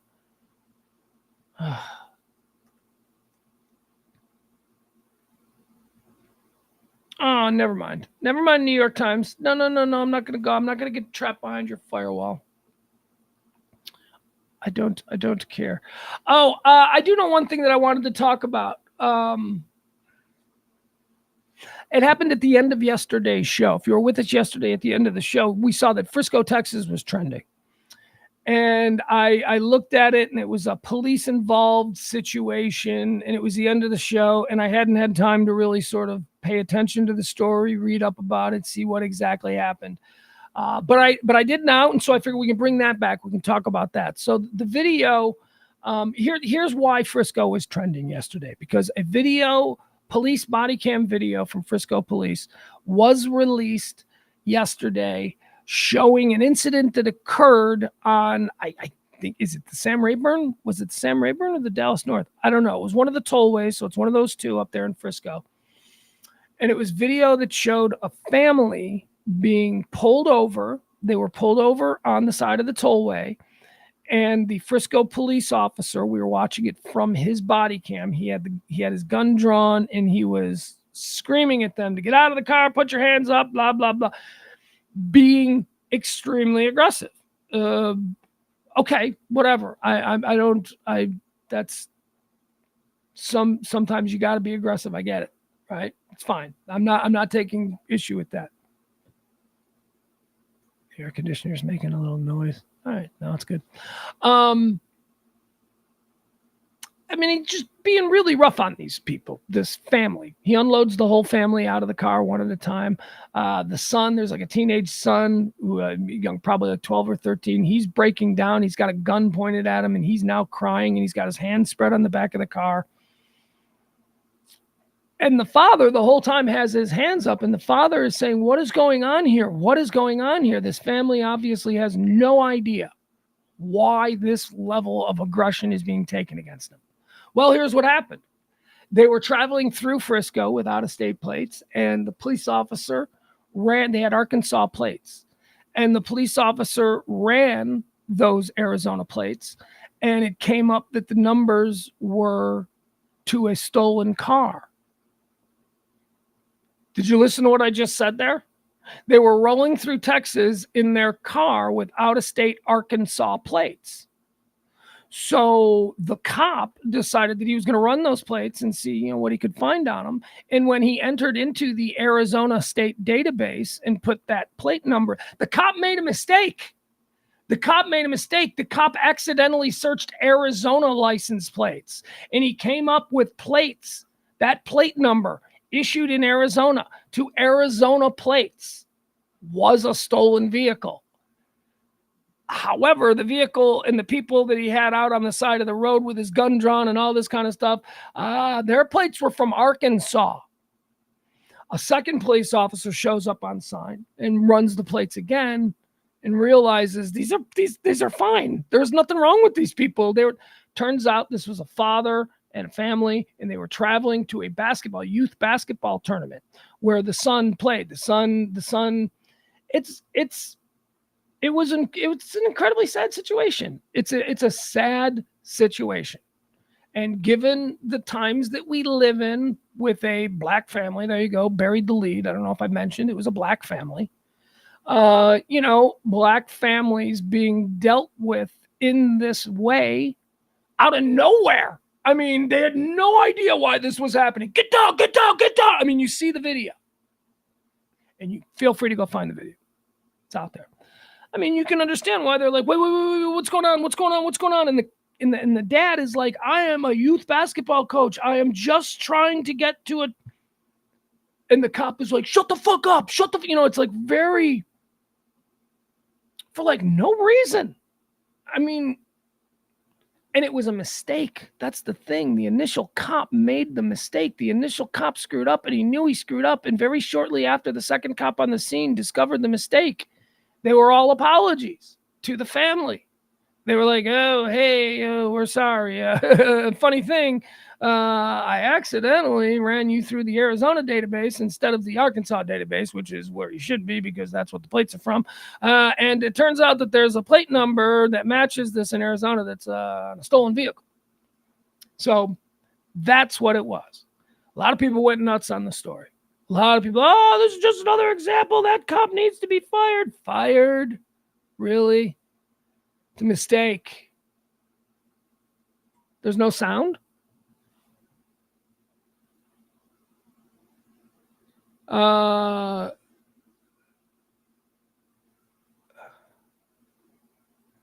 Is there no sound, you guys? Chat room, help me out here. Jeff said lost sound. Because that ain't fun, because I can still hear it. I hear you. It's good. Okay. All right, maybe I just saw that. So anyway, long story short, a cop made a mistake. Yes, we could clutch our pearls and go, oh my God, that could have turned out so bad. What if that dad, who was the basketball coach, wasn't reasonable, wasn't calm, wasn't trying to explain the situation with his hands in full view? What if that dad, was really pissed off and he reached into his glove box to show him something and mistook? I mean, these things can't happen. Did seem a little bit aggressive on the part of but it was a mistake. It was a mistake. And I guess the process, the protocol is with the second guy that arrives on the scene does the same thing that the first guy does to confirm. And it worked. The second guy on the scene discovered that a mistake had been made and that the car wasn't. So policing and law enforcement and all that shit, it's never going to be perfect, but I don't think we need to fire this guy. I think he needs to be in trouble because he made a mistake and then, acted very aggressively. Nothing terrible happened. Can he learn from it? Yeah, hopefully he can learn from it. Hopefully he can learn from it and become a good cop in the future, a better cop. Not to say that he's not a good cop, but he made a mistake. He was lazy and he needs to pay for it. And we need good cops. Can't just keep firing people. I mean, you fire this guy. Actually, let me pull the story up from today because I saw that there was an add-on to it. So let's see. Did they fire him? Maybe they did. I don't know. It's difficult because it was obviously a mistake that ended in no harm other than a humiliation for a family that certainly didn't deserve it. And that's the reason that he's going to be put on desk duty. But let's be honest, he doesn't need to have his career ended. I mean, I don't know, maybe he does. Let's see. What is the latest here? Okay. Body camera footage shows black family held at gunpoint after typo in police computer. It wasn't a typo. He thought it was Arkansas and he did Arizona. Frisco Police Chief David Shilson said the department will not hide from its mistakes after a typo by an officer identified the family's license plates as being from the wrong state and stolen. Texas Police Frisco held a black family at gunpoint earlier this month after a typo led police to wrongly believe their car was stolen. During the incident, an officer admitted to identifying the family's license as being from Arizona rather than their home state of Arkansas. The incident, which unfolded on July 23rd in Frisco, was captured on multiple officers' body cameras. The emotional footage, released Saturday, shows several members of the Frisco Police Department demanding that the family, who identify themselves as husband, wife, their son, and nephew, exit the car. They identified the boys as being 12 and 13 years old. An officer also pointed his gun at least one of the children and handcuffed him. At one point, the officer who ran the family's plates admits his error. It looks like I made a mistake, so I ran it as AZ for Arizona instead of AR, and that's what happened. Later, the husband becomes emotional and says, "It could have went all wrong for us here. You know that." NBC News was not immediately able to identify or reach out to the family members. In a statement released Friday, Frisco Police Chief David Shilson said the department made a mistake and will not hide from its mistake. Instead, we will learn from them, Shilson said. The officer involved quick. See, the family is not raising a ruckus about it. It was a mistake. It's a terrible mistake, and it's some pretty heavy video, but it doesn't end with gunshots and blood on the street. It doesn't.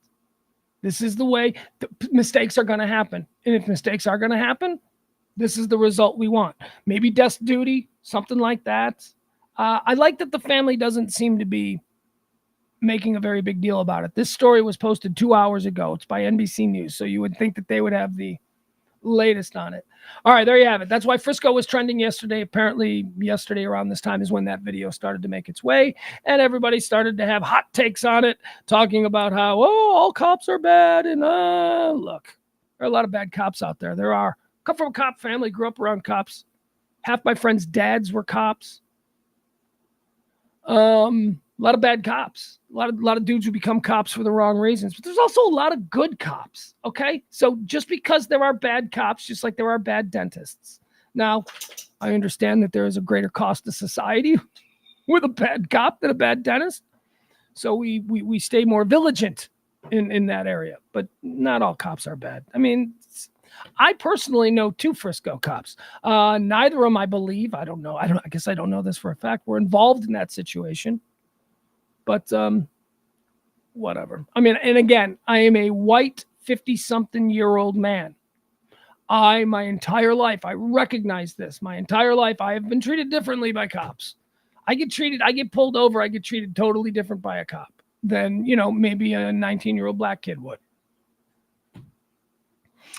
Whatever. I mean, it's easy for me to say whatever, right? I mean, all I can do is admit that I understand that. So, but because of that, I don't hate cops. I just don't. All right. I hate some of them. Some of them are real a-holes. We can agree on that. All right. Thank you, folks. We will do a Radio Misfits show tonight. We couldn't last night. Life got in the way, and I do apologize for it. Tip the show if you can. That'd be great.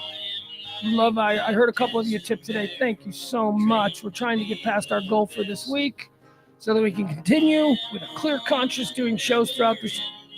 This is how we do it. We need to make the money this week in order to do the shows for the next month. Because if we don't make the money to do the shows for the next month, then I got to go and do something else.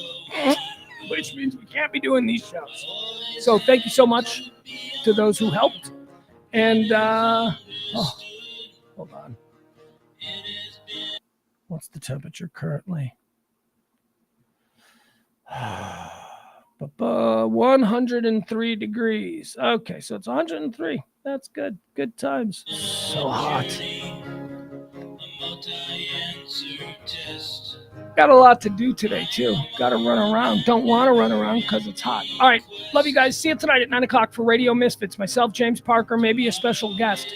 Radio Misfits show every Monday through Thursday at 9 p.m. Central Time. Didn't do a show last night. Had stuff come up. Apologize. Love y'all. See you tonight. Bye. So baffling to some, I have got an old guitar, that is all I need.